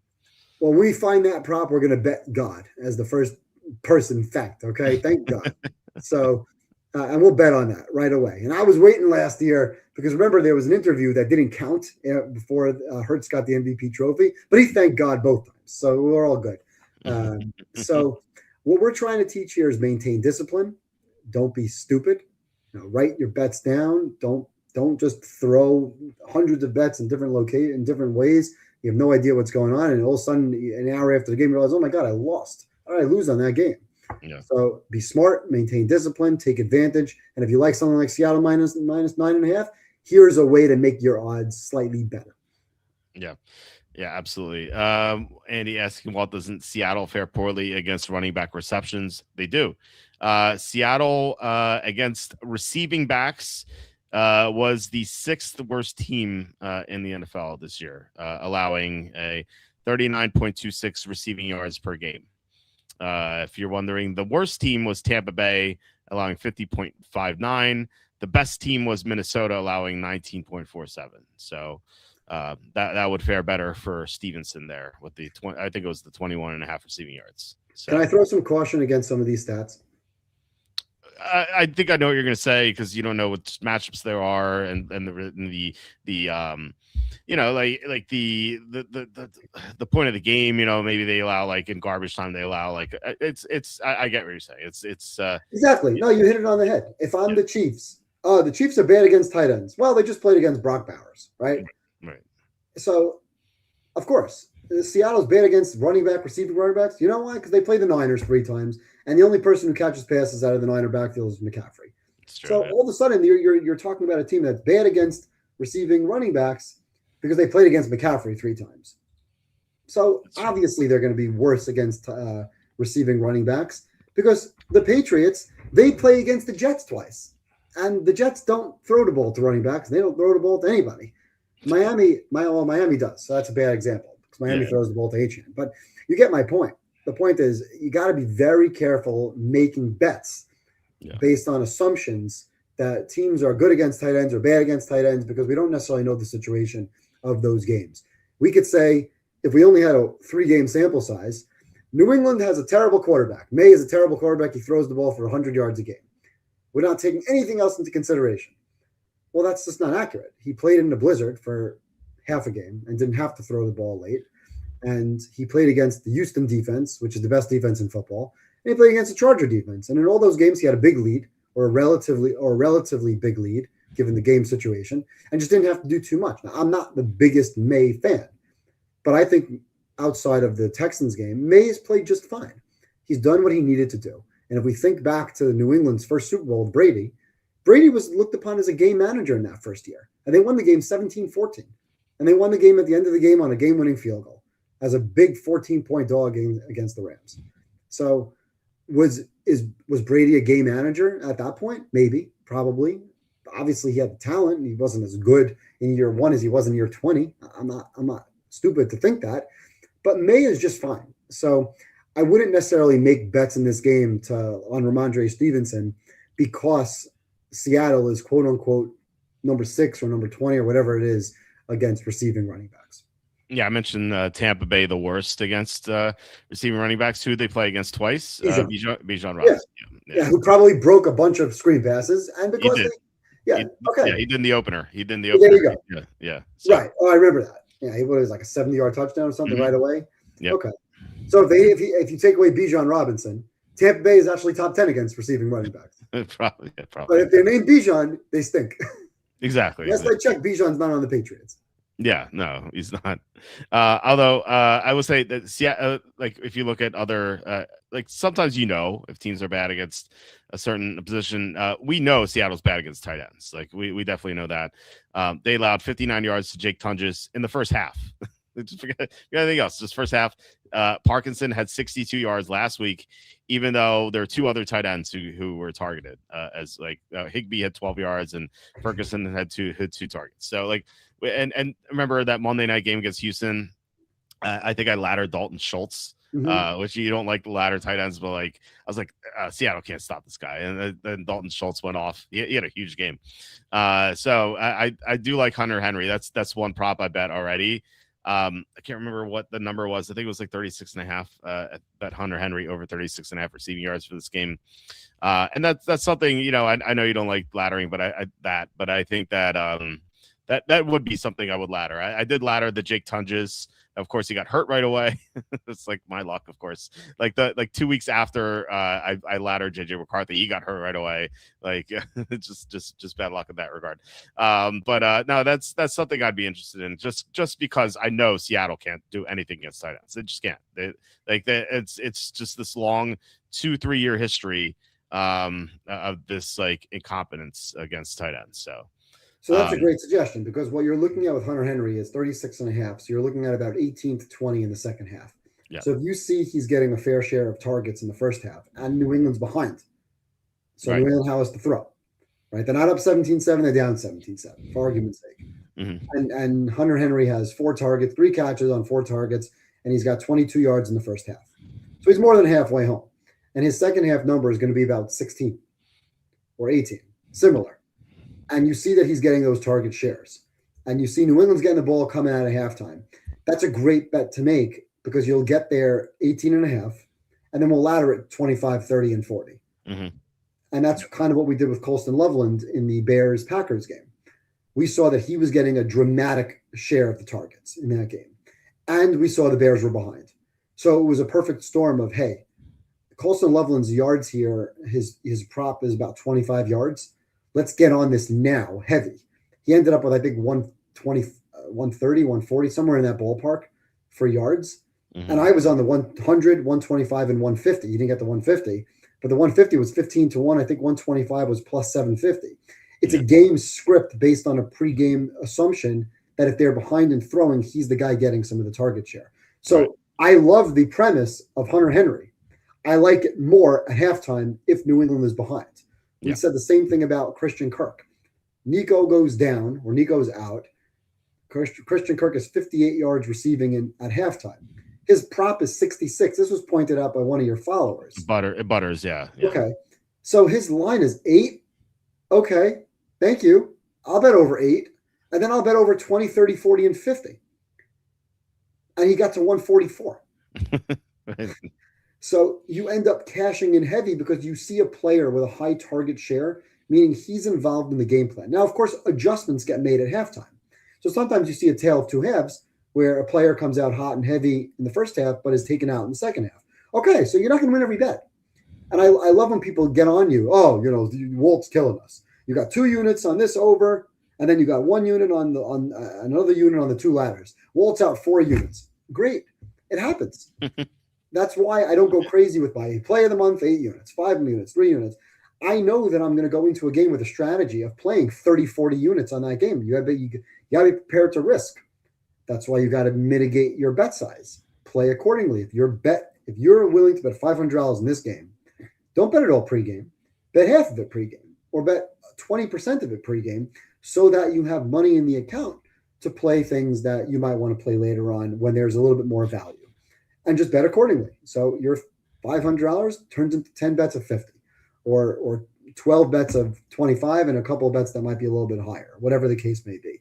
You got to be smart, but you got to take advantage of game situation. Don't go in down and say, oh, I love Hunter Henry, but Hunter Henry's not a part of the game plan. And all of a sudden, Patriots are winning 13-3 at halftime. He's not going to be a big part of that second half as long as they have the lead. So now you got to, don't chase your assumption.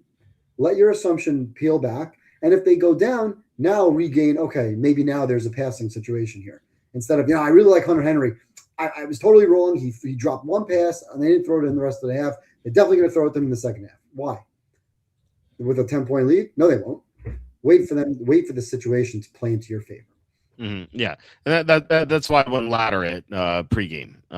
Just taking it as like 1 unit bet on it. But also, if you want exposure to it, play it on your same game parlays with lesser. Play it at 20 plus yards. Just throw it in as one of your bets. If you want to take a New England play, let's say you like New England plus 10.5 or plus 14.5. Yeah. Get on some New England plus 14.5 or plus 10.5 with May 150 yards passing, with May 10 yards rushing, with Hunter Henry 15 or 20 yards receiving. So you like Hunter Henry, play it earlier, get some exposure to it, get some risk on it, with New England at 14.5 or 17.5, with May at 150, something like that. That could at least give you the exposure, give you the fun, give you the joy of taking that bet with better odds, with easier to reach targets.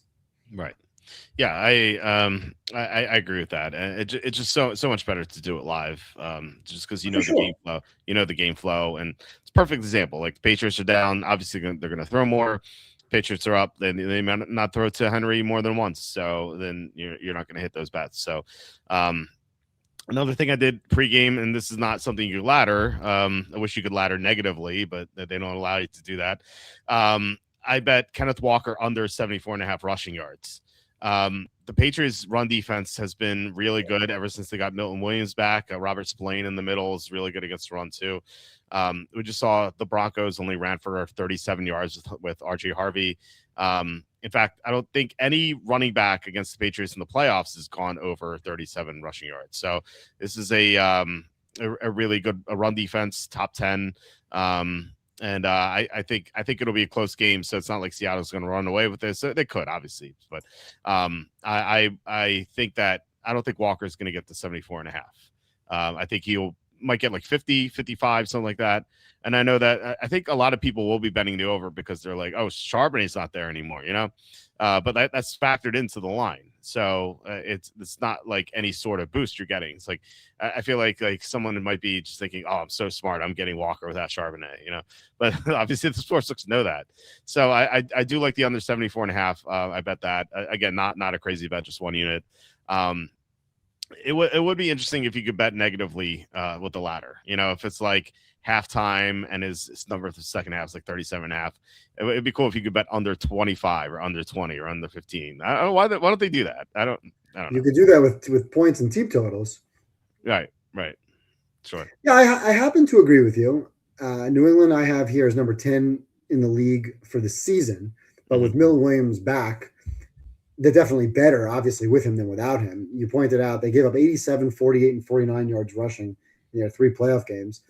But again, you then made a comment that you expect the game to be close. So if you play out a scenario that is Seattle minus 9.5 and they're up multiple scores, and the game script becomes a very heavy Kenneth Walker running game script, now your bet's dead in the water because the game script changed, right?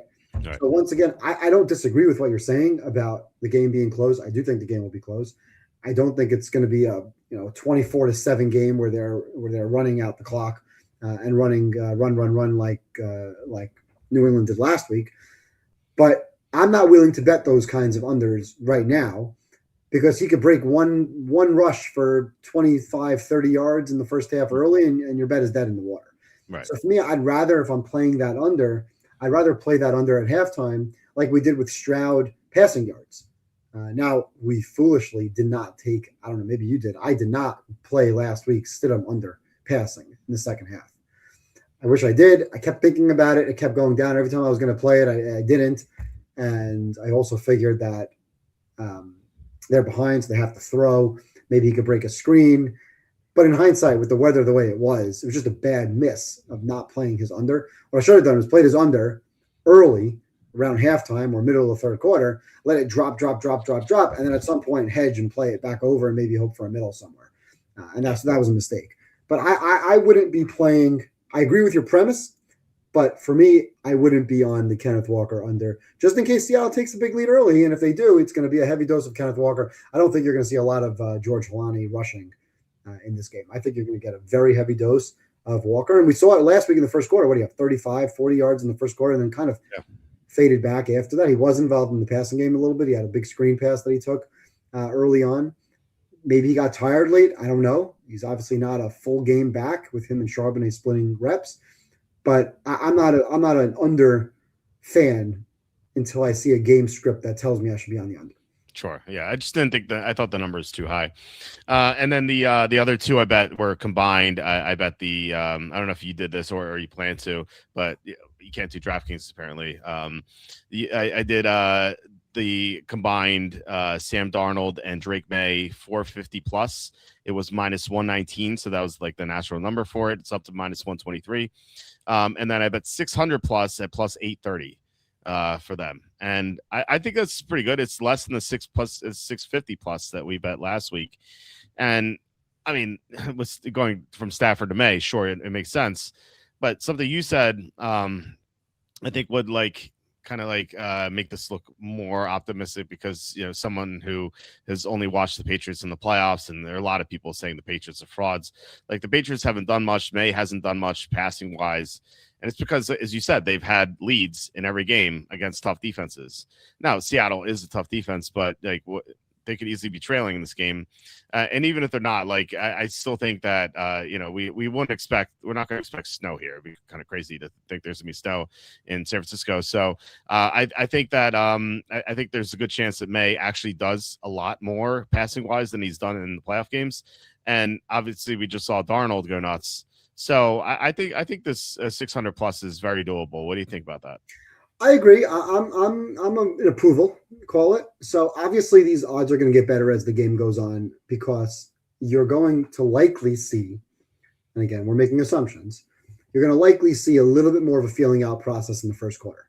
It just generally is the nature of the Super Bowl first quarter or some of these big championship football games, college or pro. So I think when you get that lack of aggressiveness early, and your odds start getting more in your favor as the second quarter and, of course, second half move on, you're definitely going to get better odds. You're probably costing yourself some odds, but let's call it what it is. And this is a Super Bowl, and a lot of people are not going to be sitting in live betting with their phones. They'll be sitting with their phones because that's the nature of today's world. But if people are at Super Bowl parties and they're watching the games with friends and family, and they're not necessarily watching the screen, they're just going to write down all their bets, they're going to play all their bets and put it aside and then check later on, then I'm absolutely pro taking the 450, 500, maybe even 600 plus, because I agree with you. I think the game at some point could have a script where teams are looking to pass. Now, if New England's behind, they probably have to pass. If Seattle's ahead, we saw last week they were ahead and they were still passing the ball, right? Even when they were up 2 scores, Rams come down and score, Seattle's throwing the ball downfield. Even on the last drive, credit to Mike McDonald, they were still throwing the ball on second down and third down when other people would say they have to run the ball here. I think Brady at some points was surprised that they were like, you have to run here, run the clock. Even I would have said run the ball, run the clock on second down, and they went play action and passed. So credit to McDonald for staying aggressive and with a lead throwing the ball. So if the script is Seattle up, you could very likely see New England having to throw and playing a little bit with more tempo. And you might see Seattle continuing to keep their foot on the gas because that's been their MO the last 2 weeks of keeping their foot on the gas and throwing the ball downfield. If New England is ahead, I don't know that you're going to get a lot of throwing out of May based on what we've seen. As a matter of fact, I don't think you would at all. But Darnold would have to maintain pace and tempo and play. So I don't disagree with some of those ladders on the yardage. As a matter of fact, I wrote down a whole bunch of them. I haven't played anything yet. I have no bets on this game right now, 0. And I'm not going in with any futures because I'm out of the contests that I was in. I had the Bills, rode the Bills all the way. Mm-hmm. And some of the futures I had a Rams Buffalo exacta ticket. I had Bills Niners exacta ticket. So everything was tied to the Rams or Bills at some point, or Kansas City. So I'm completely fresh going into this game, which is very, very rare for me.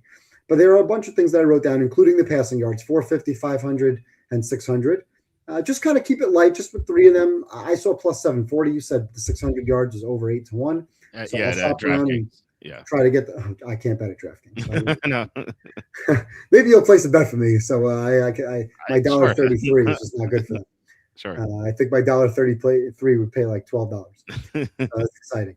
But I did look at, there was a couple of things where I saw Seattle to get over 320.5 net yards at minus 15. I saw New England over 300.5 net yards.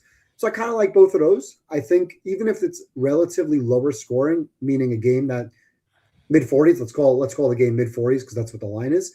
If you're looking at a game in the mid-40s, I think the combined yards for 600 plus, if you can find that, or the Seattle over 320, or New England over 300 is probably a good bet. If you like a side, for example, you like Seattle minus 9.5. I think if you like Seattle minus 9.5, you probably like Seattle to get over 320 yards of total offense. Yeah, it's not a bad play to make. And by the way, at minus 15, it's not a bad number because you don't have to win by 9.5. Frankly, you don't have to win at all. So I think Seattle over 320.5 yards, New England over 300 are 2 bets that I like. I don't want to sound square just throwing over. but you're not going to find me on unders in a game like this. Like I said, at least not until late second quarter as the game situation plays out. There's one bet that I like a lot, and I've taken this bet a couple of times over the years. The game should be tied after 0-0. So first of all, you can get that. You can win that bet immediately. 3-0, 3-3, 7-0, 7-7. Right? You can very often get a game tied at some point. Now, if the game script becomes weird and you get a bunch of field goals and it's 7-6 and it's 9-7, your bet's dead in the water. But that's only minus 25. So minus 125. When I say minus 25, everyone should know it's minus 125. So I like the game being tied after 0-0. I do like, although it's very, very bad juice, over 7.5 players with a rush attempt. I think that's a good bet because I think if you look back at some of the box scores from last week, we can expect Stevenson, May, Henderson, and maybe one more. And in the Seahawks game, we're looking at Walker, Holani, and maybe Rashid Shaheed. I would think that maybe Sam Darnold gets a carry somewhere, whether it be a kneel down at the end of a half or at the end of a game. And I think you might get some sort of trickery from somebody. Now, we talk about, and I'll bring up the next one in a minute, like, oh, they don't do this trickery throughout the season. Well, yeah, throughout the regular season, no one's pulling out all the stops. Now, with multiple weeks to prepare, you get coaches that pull out a lot of the tricks in this game versus regular season. So to compare what a team does throughout the regular season to what teams might do in the Super Bowl is just utterly stupid, okay? Now, we have two defensive coaches. That's a very big difference from years past when you had Andy Reid, Shanahan, other offensive-minded coaches, McVay, who would maybe pull out more tricks than a Vrabel or a Mike McDonald. But I think you can get an end around, you can get another player with a rushing attempt somewhere that it's minus 180, so it's bad juice, but I think this is a very, very good play. I think each team will have 4 players, if not more, with a rush attempt. What I did not find yet, what I normally play, and I don't know if I'm going to play it this year, is over 2.5 players with a pass attempt. This is hit almost every year in the last couple of years. I don't know if I like that as much this year. I don't know how many players can throw the ball on some of these teams that are not the quarterbacks. So it's not a great bet. But if I find it, if I get the proper odds, meaning I need to get like at least plus 200. I think last year I played it at plus 190. I liked it a lot better last year than I do this year. If I see it and the odds are in the 2-1 range, I'll probably play it. Over 5.5 sacks for the game. I think Darnold was very good last week, taking 3 sacks and not trying to do too much by throwing the ball into pressure. Both of these teams have excellent front 4, 7, whatever. I think you'll see pressure on both quarterbacks. Just bringing up pressure for a moment. Looking at last week's pressure numbers, Darnold was pressured 11 times. He was 3 for 5 on those plays. Let's see here. Stidham was pressured 19 times. He was 4 for 14. And that's a good offensive line that got 19 pressures. Yeah. Stafford was pressured only 11 times, but I do think the Rams' offensive line is pretty good, and Stafford knows how to call out protections.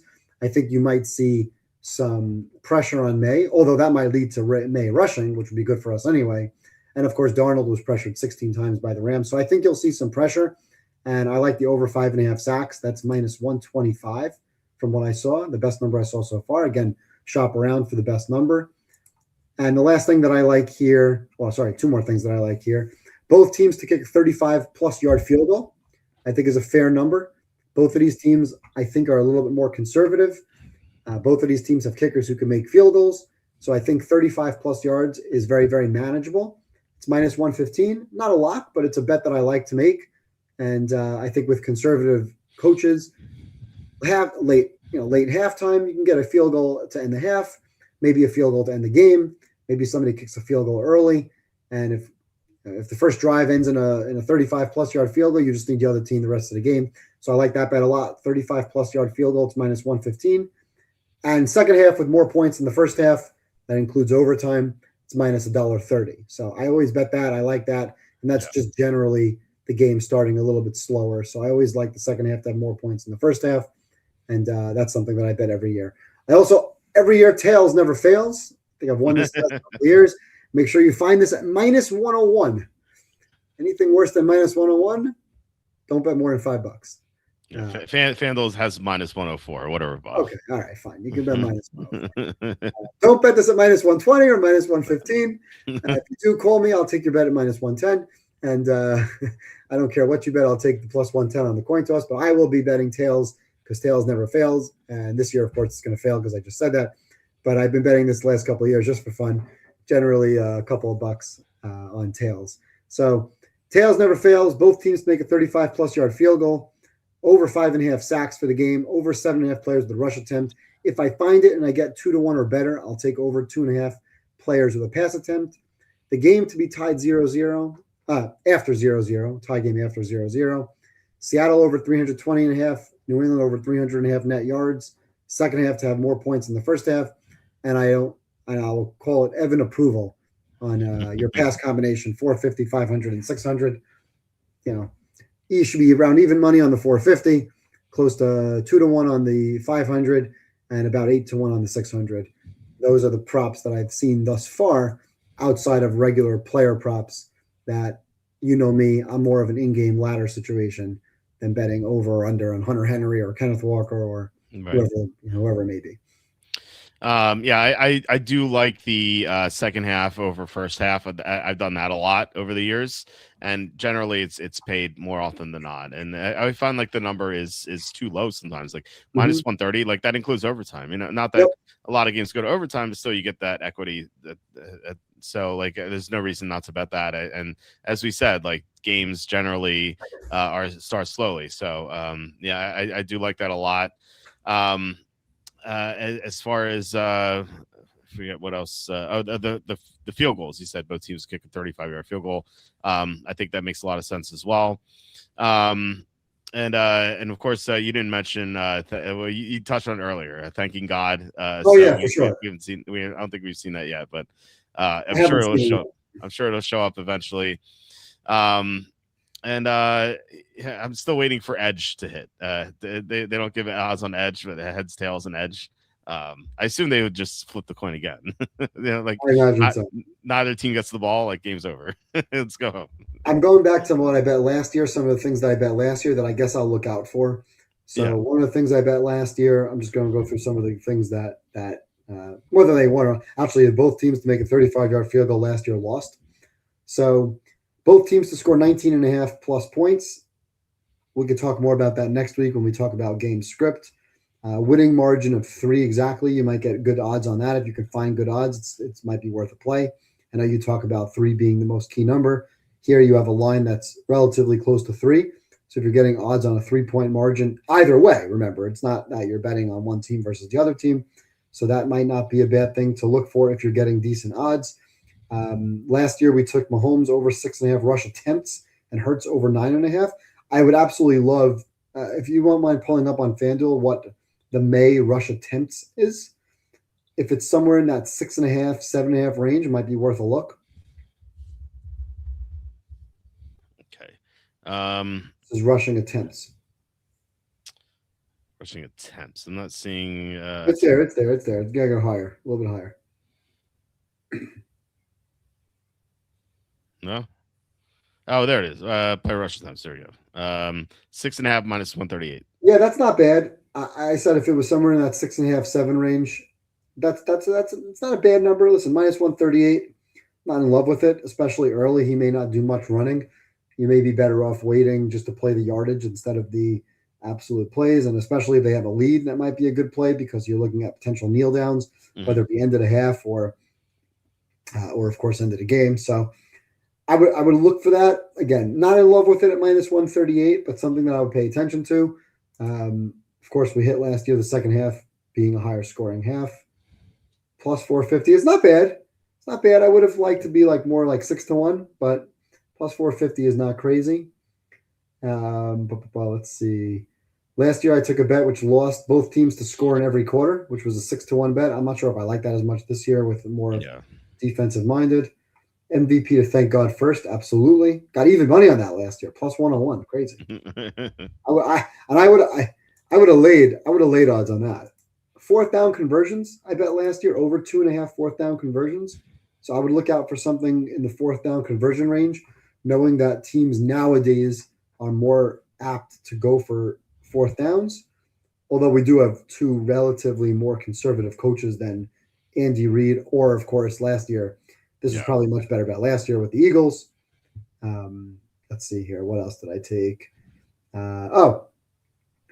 If you can find it, and this is where you really got to shop. You bet no defensive or special teams touchdown, but then you bet yes to the Patriots individually, yes to the Seahawks individually, and then you parlay them. Mm-hmm. You got to shop around and find the odds that hedge you out. They're there. You just got to find it. I can't really give this out as a regular bet because most people are not going to have enough outs to find the odds that make sense. But if I go back in time to, let me see if I can go back to for example, I think it was the Bengals. When I first started doing this, was it the Bengals Super Bowl? This is Kansas City. What year was the Bengals? They were the 2021 season. 2021. Yeah, Here we go. I ended up finding this where I played. If the Rams, I basically told somebody here, like somebody wanted to bet out small amount of money. If the Rams scored a defensive touchdown in that game, you win $25. If the Bengals scored a touchdown, defensive or special teams touchdown in that game, you won $25. If neither scored a defensive touchdown, you win $74. But if both did, you won $2,725. So if you came to my house to watch the game with me and you said, Evan, give me a bet that you can't lose. No problem. Rams get a defensive score, you're going to win $25. If the Bengals do, you're going to win $25. If neither do, you win $74. But if they both score, you win $2,700. You would say, where do I sign up? Right. But again, you can't really. I don't want to spend too much time on that because most people are not going to have enough outs where they can find the correct odds. And unfortunately, you do have to risk quite a bit in some capacity. So you're looking at situations where if the normal person is just not going to be able to get that where it's a no-risk proposition. I try to find those. Every year I try to find something.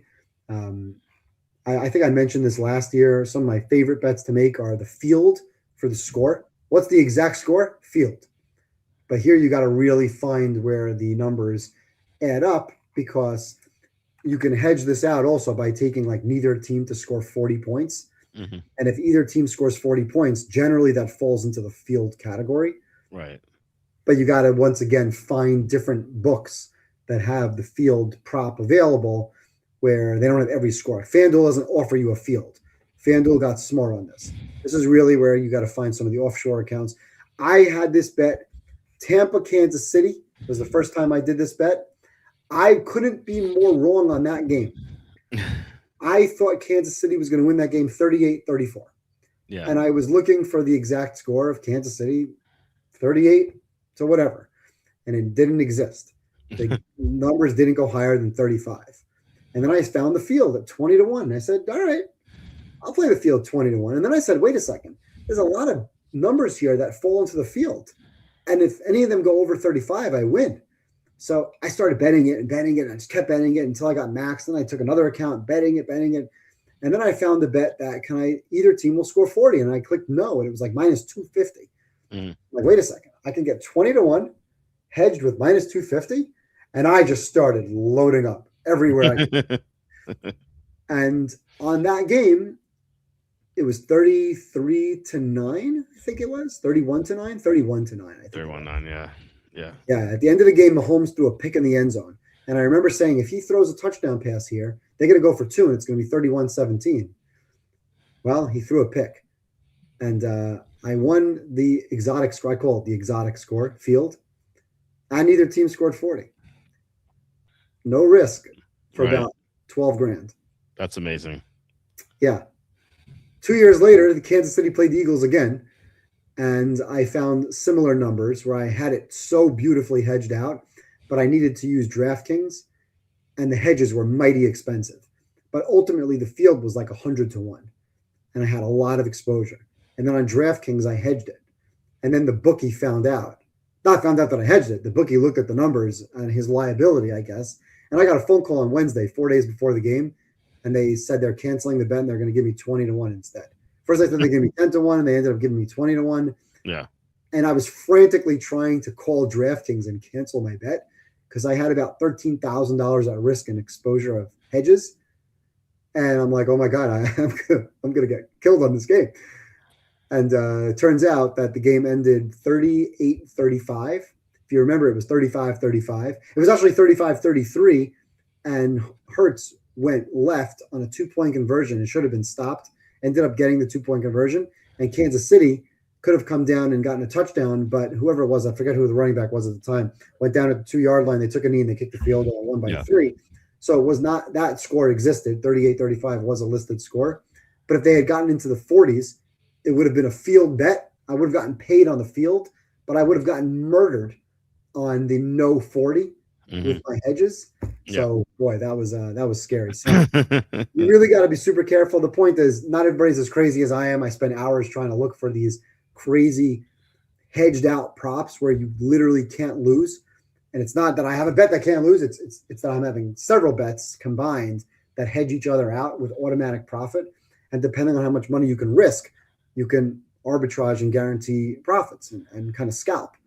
But once again, you better make sure your books pay, and you better make sure you don't end up in the situation where I did, where some of these were offshore and the bookies caught you. So got to be super careful. But I love finding these things, and I will. They're out there. Just have to look hard enough, and it takes time.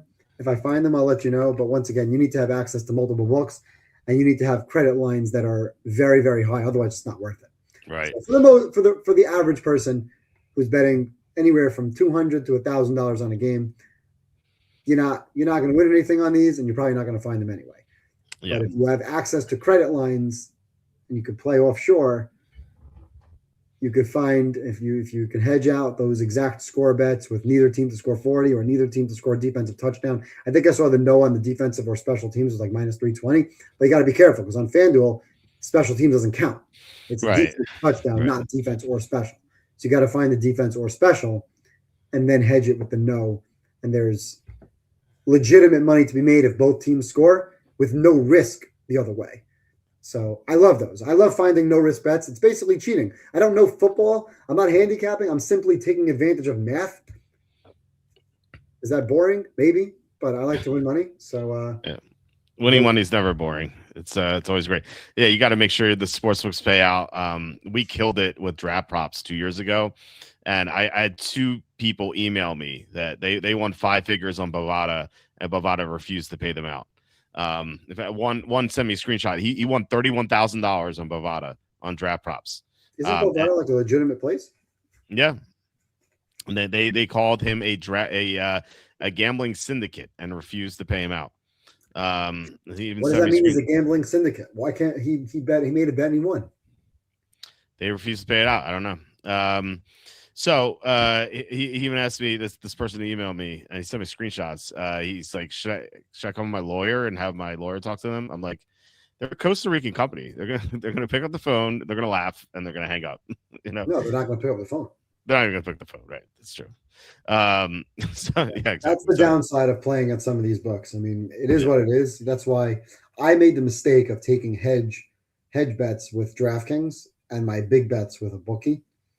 And I kind of said in my head, like, if I actually win this, by the way, the payout on that was 6 figures. It wasn't 5 figures. It was over 6 figures. Wow. And I actually said, I'm like, if I win this amount, I'm not going to get paid.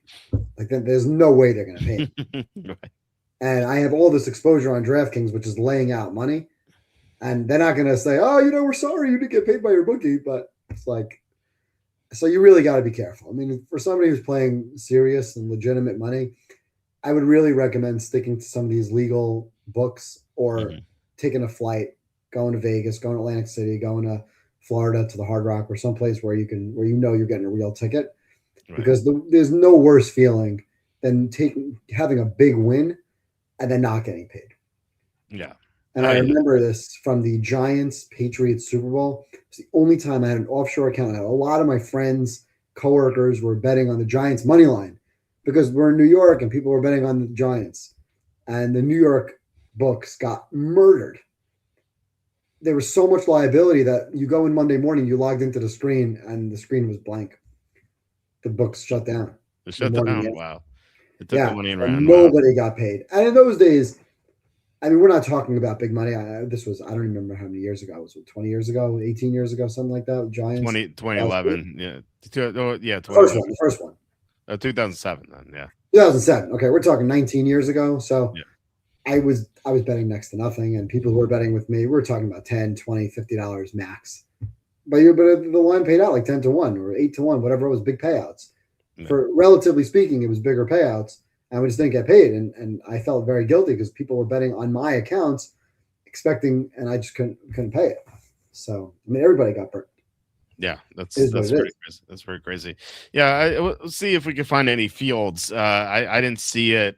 Even Andy, who Andy gave me the Westgate odds yesterday. We're going through them.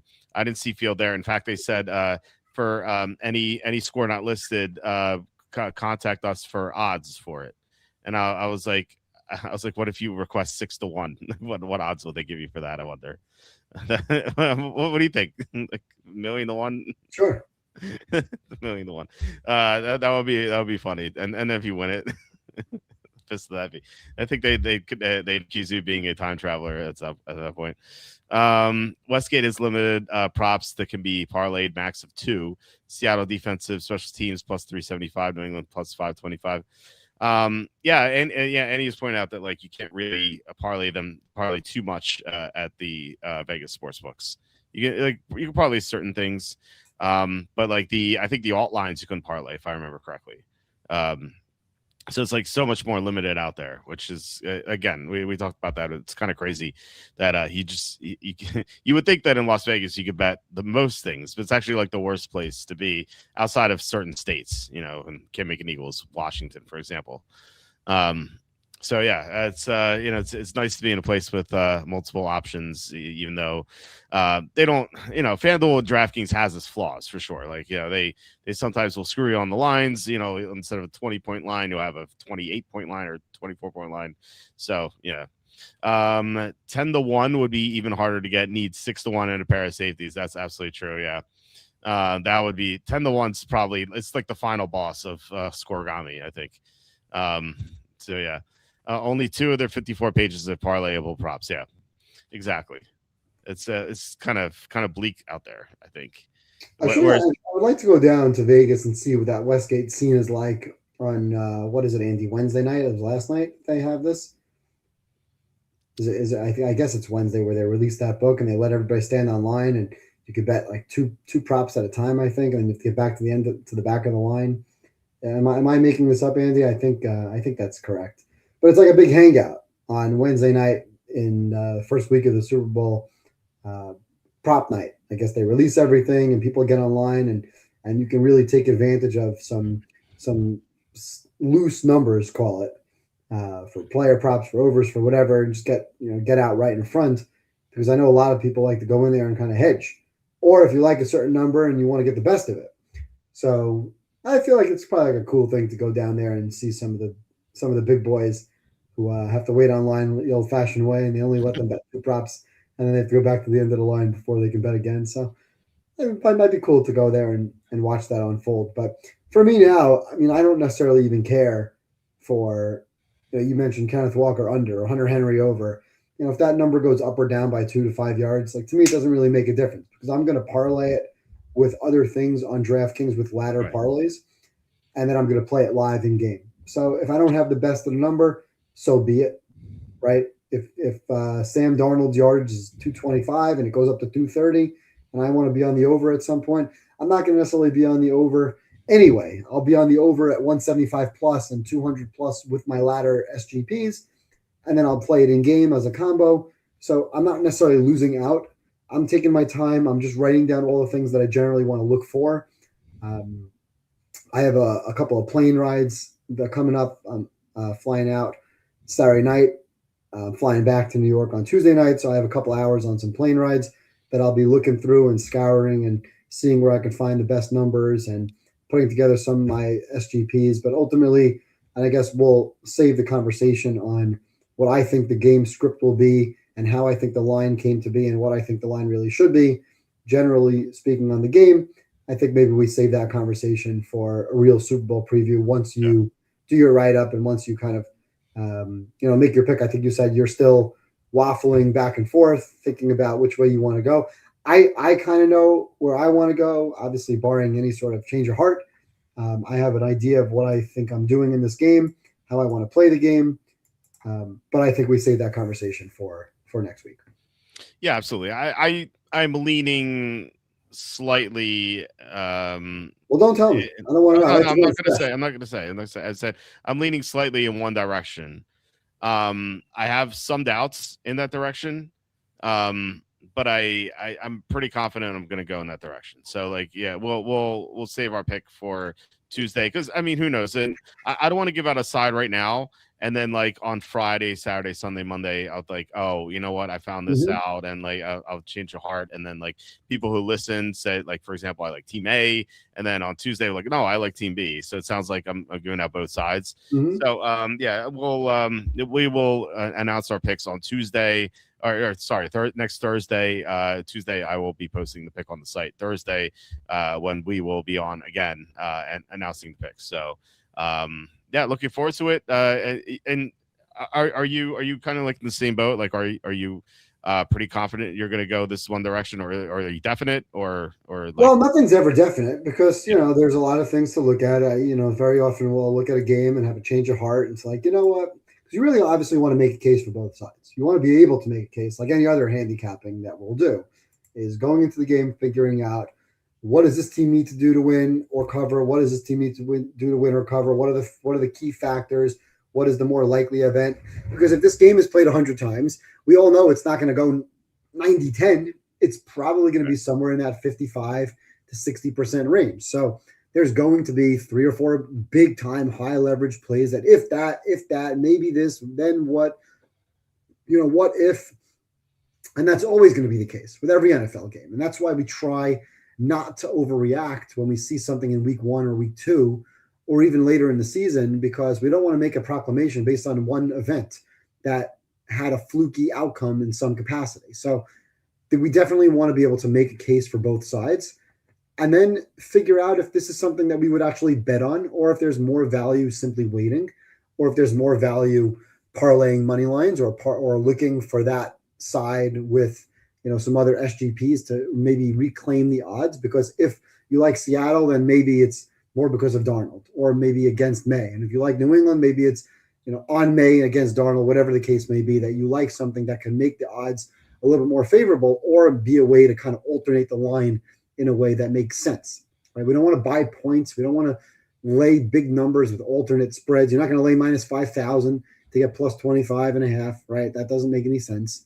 So, there's always different things that could swing my vote, call it, but I'm pretty confident in the way I'm leaning.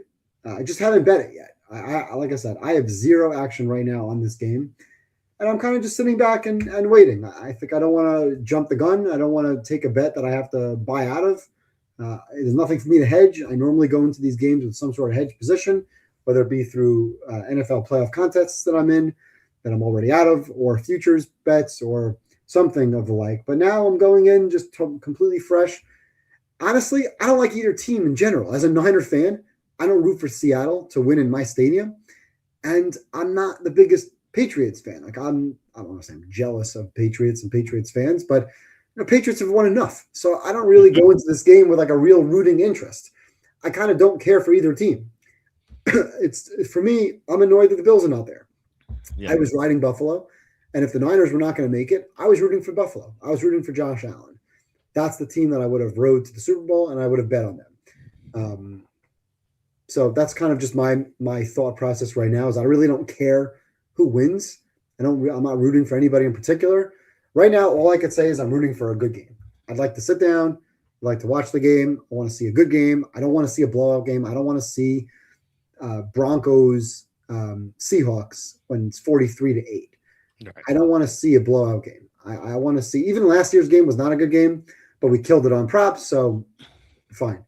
But I want to see a good game. If you want the Pat State 6 points, they're easier to catch. Yeah, I don't really think about that. I don't really. I It's I guess it's if you're really asking me, yeah. um, I'm trying to fast forward and think in my head where I'm going to be more annoyed.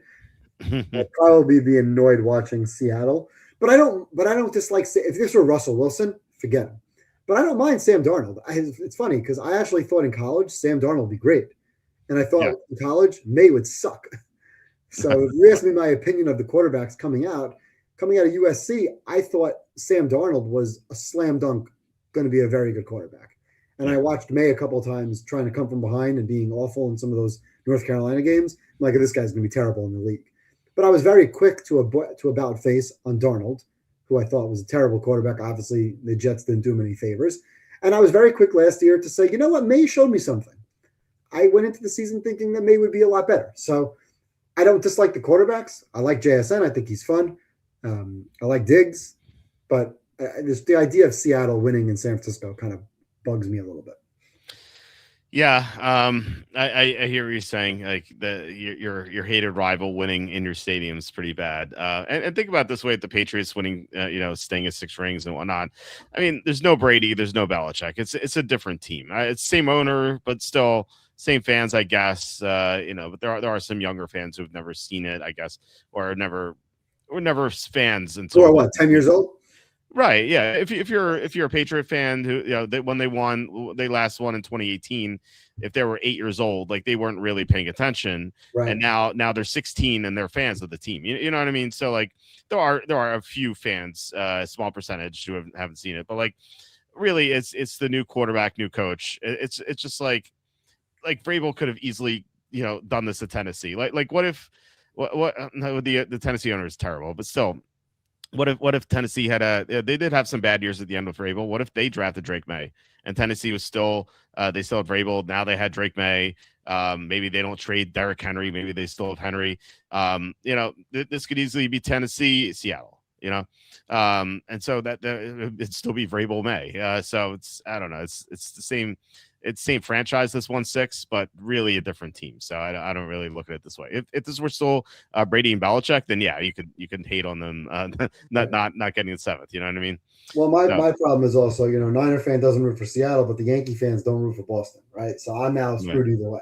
I'm obviously a much, much, much bigger Niner fan than I am a Yankee fan, but you get that like, oh man, I got to root for the Boston fans or I got to root for Seattle. Kill me either way, and this is just not going to be fun. But in all honesty, I don't really care that much. It's not going to affect my life in one way or another.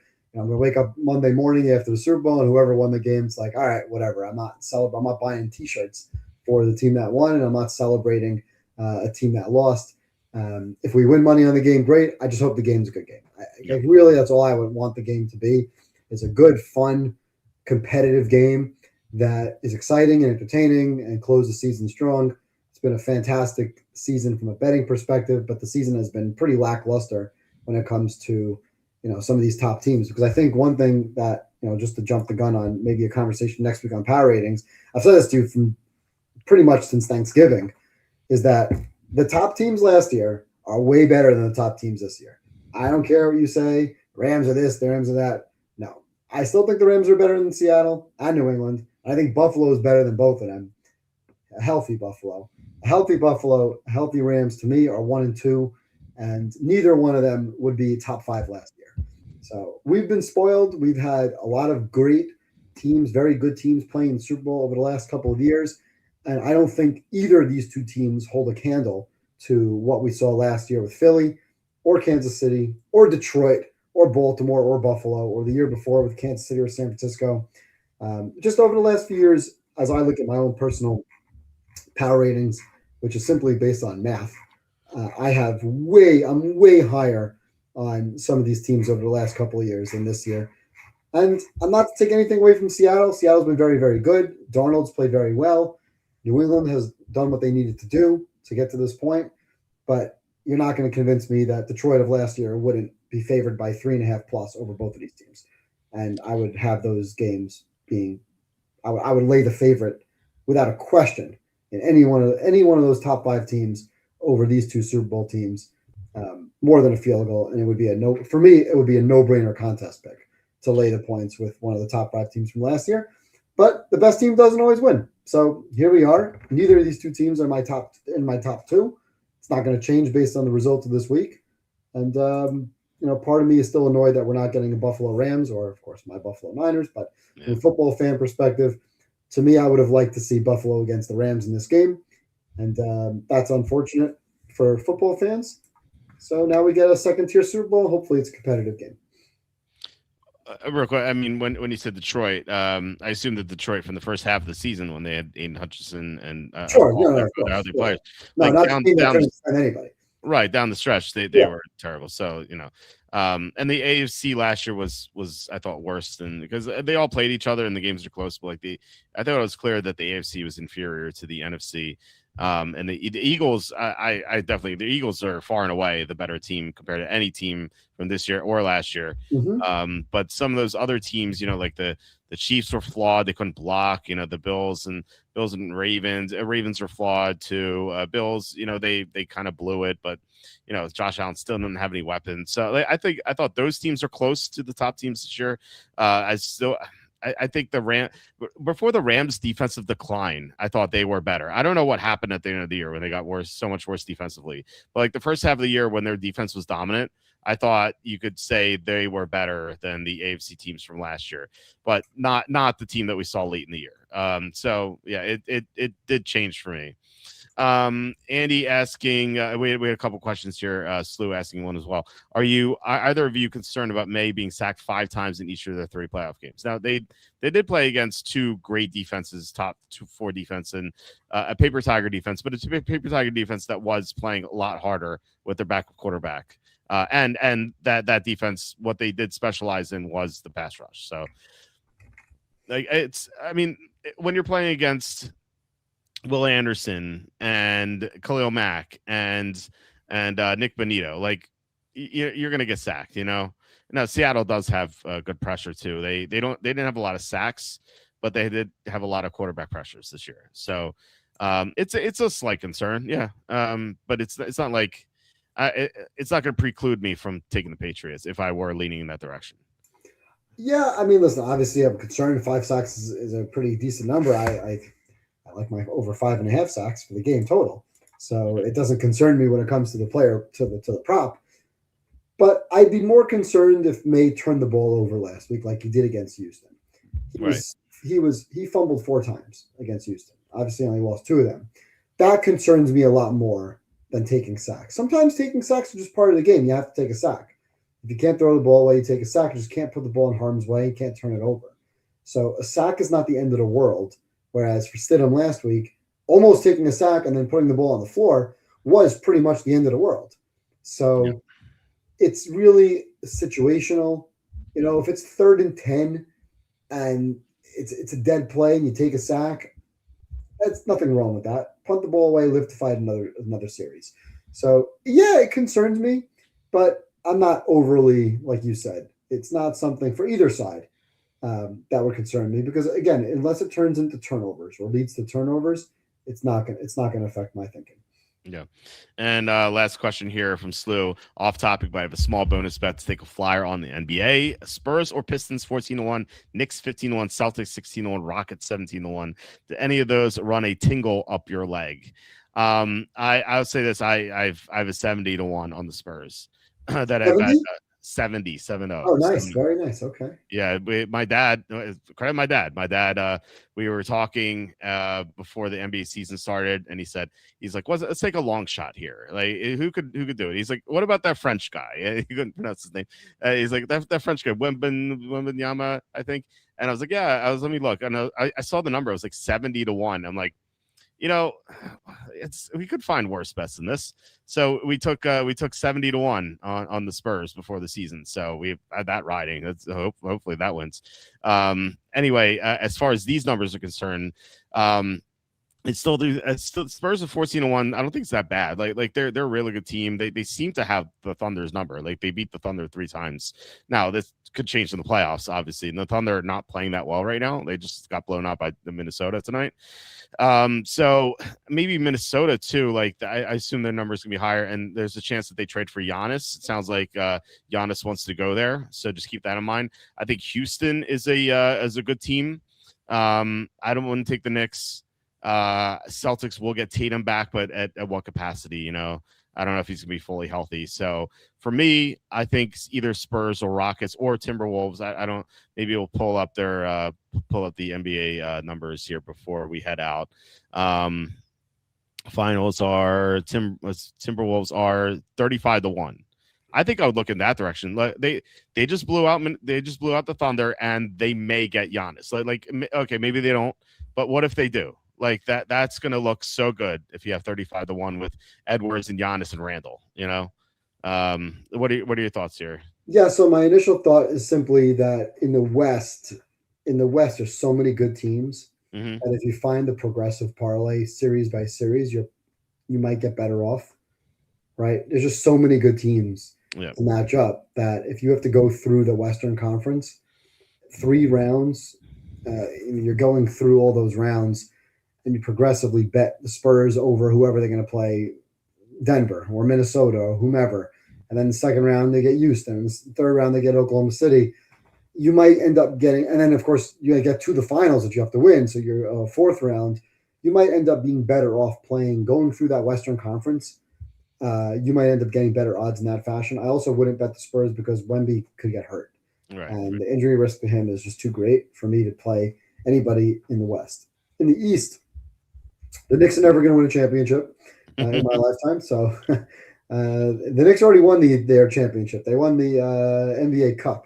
There you go. So I wouldn't bet the Knicks. I obviously wouldn't bet Detroit because, again, you're going through a playoffs where I don't think it makes sense to do that. The only number that caught my attention was the Boston number, simply because if Tatum is healthy, and a big if the Celtics now are tied with the Knicks, I think. I actually looked before because my 7-year-old's a big Knicks fan. And he watches and he tells me what happens in the box score every single day. And I looked at the standings and I see that they're tied with the Celtics. I'm like, oh, wait a second. The Celtics are actually tied. So if the Celtics can hang around and get a 2 seed, right, they're going to get home field and home court in first and second round of the playoffs. Yeah. And they get Tatum back. Again, what capacity, we don't know. But if he comes back and he's somewhat of a factor, that could be a situation where you're getting a good bet. And the Celtics would potentially be the best team in the East. And, with a healthy, fresh Tatum, that you could hedge off in the finals. But like with all futures, to me, I don't really find a lot of value in it. So this team's an 8 seed right now. I think Orlando's better than the record indicates. They're 45-1. And I think the East is wide open. I must say I have not watched much NBA at all. Okay. I normally do. This year I have not watched it all. I've been too focused on football. I've been busy with work and other things that are going on. But at the end of the day, I'll get into the NBA season in April. So I'll gear up real quick. NBA regular season to me means absolutely nothing.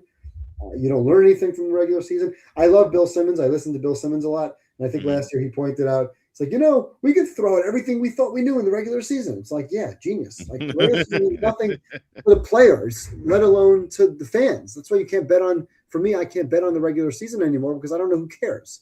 Right. They don't care.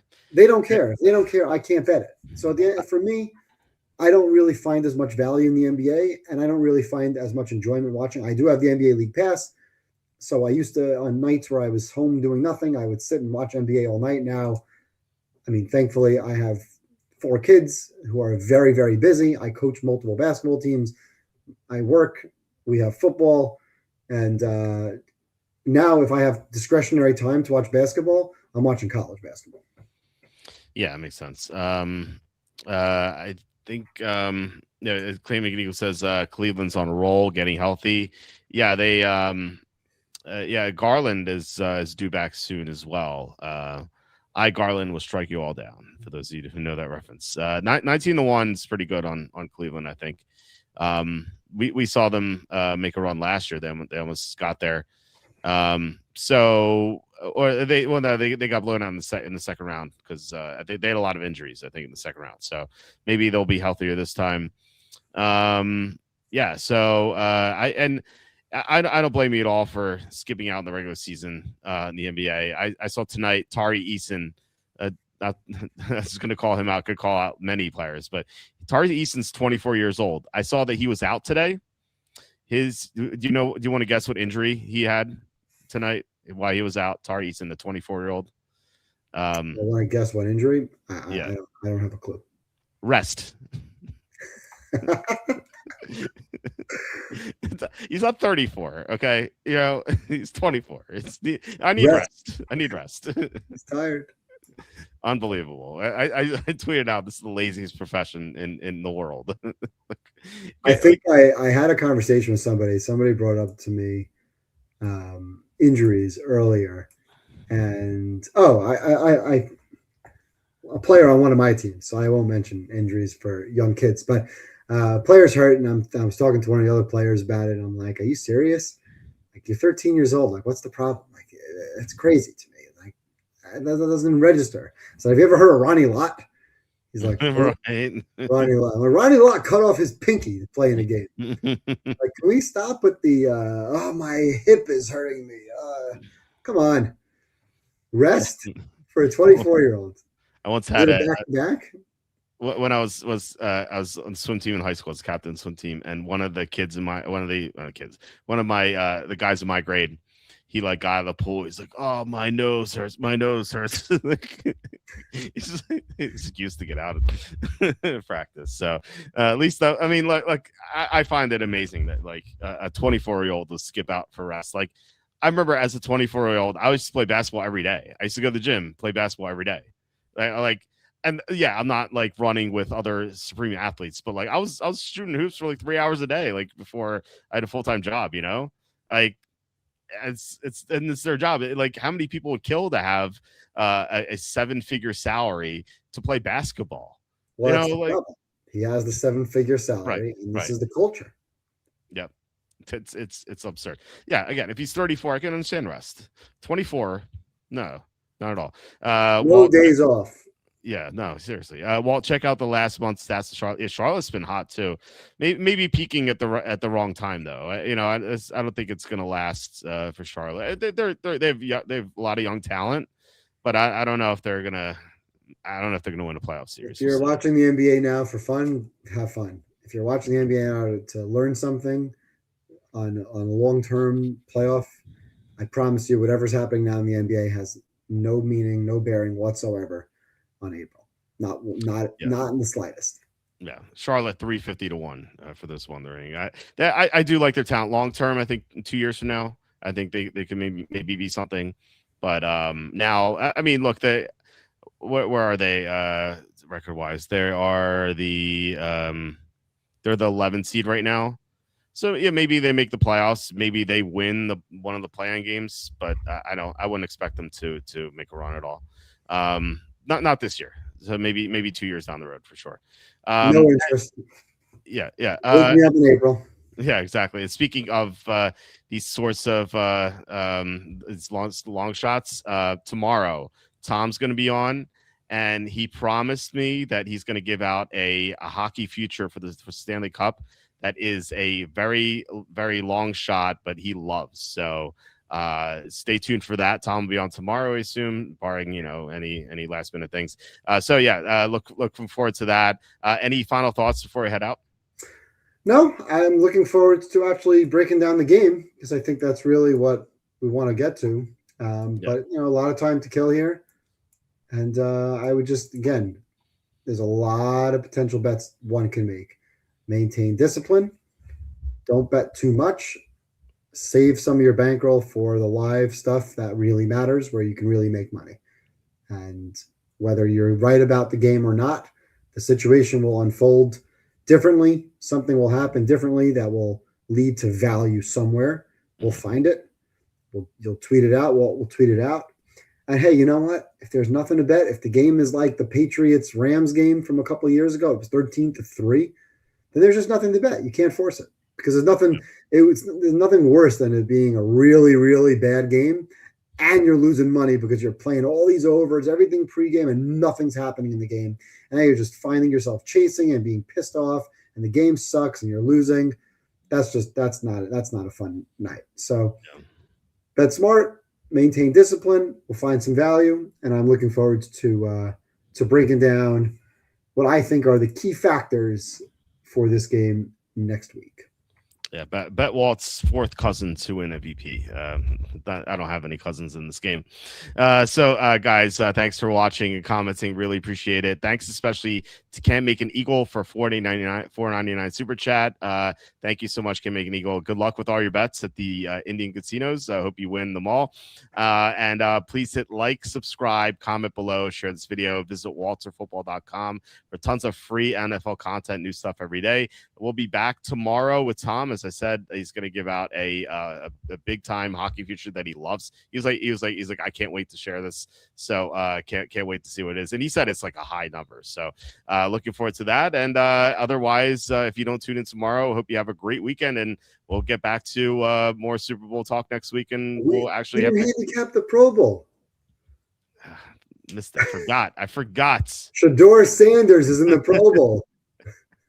I have never watched the Pro Bowl in my life. I've watched every single preseason game dating back to like since they started broadcasting them live, where you could like stream them or on the NFL Network. So I've watched even the week 4 games, preseason week 4 games from when they had them. I have never watched the Pro Bowl in my life. Not once, not 1 second of it, never. And I'm surprised because I used to love the Pro Bowl. If anyone who's around our age or a little bit older remembers, the Pro Bowl was played the week after the Super Bowl, and even the players who were in the Super Bowl would get off the plane and they would go to the Pro Bowl and they would play. And I used to love watching my players, Niner players who would go and play in that game, Montana, Rice. It was great. I thought it was so much fun to watch when I was a kid watching the Pro Bowl. And I can't say I've watched the Pro Bowl in the last, I don't know, maybe since T.O. retired. Whenever that was. So, but Shador Sanders is a Pro Bowler, so that tells you all you need to know, and we can end on that note. Well, look, they hired Todd Monken. Monken has huge expectations now, like Pro Bowl quarterback. He's got to have a top 5 offense now. I can't wait. Can't wait to bet on them. The Browns will do Super Bowl futures in 2 weeks for Super Bowl 61. Let's lock in right now. Every single Browns game, we bet yes defensive score for both sides. Well, no, let's lock in Browns over, Browns alt over, Browns Super Bowl, Browns AFC Championship. We'll bet Browns for everything. Shador Sanders lead the league in passing yards. That's what we're told. He's a Pro Bowler over Trevor Lawrence. So you see, you were wrong. I was wrong. Justina Anderson was right the whole time. There you go. All right. Yeah. All right, guys. Once again, hope you have a great night, great rest of your weekend. And I'll talk to you tomorrow. But if you don't see me tomorrow, I'll talk to you on Tuesday.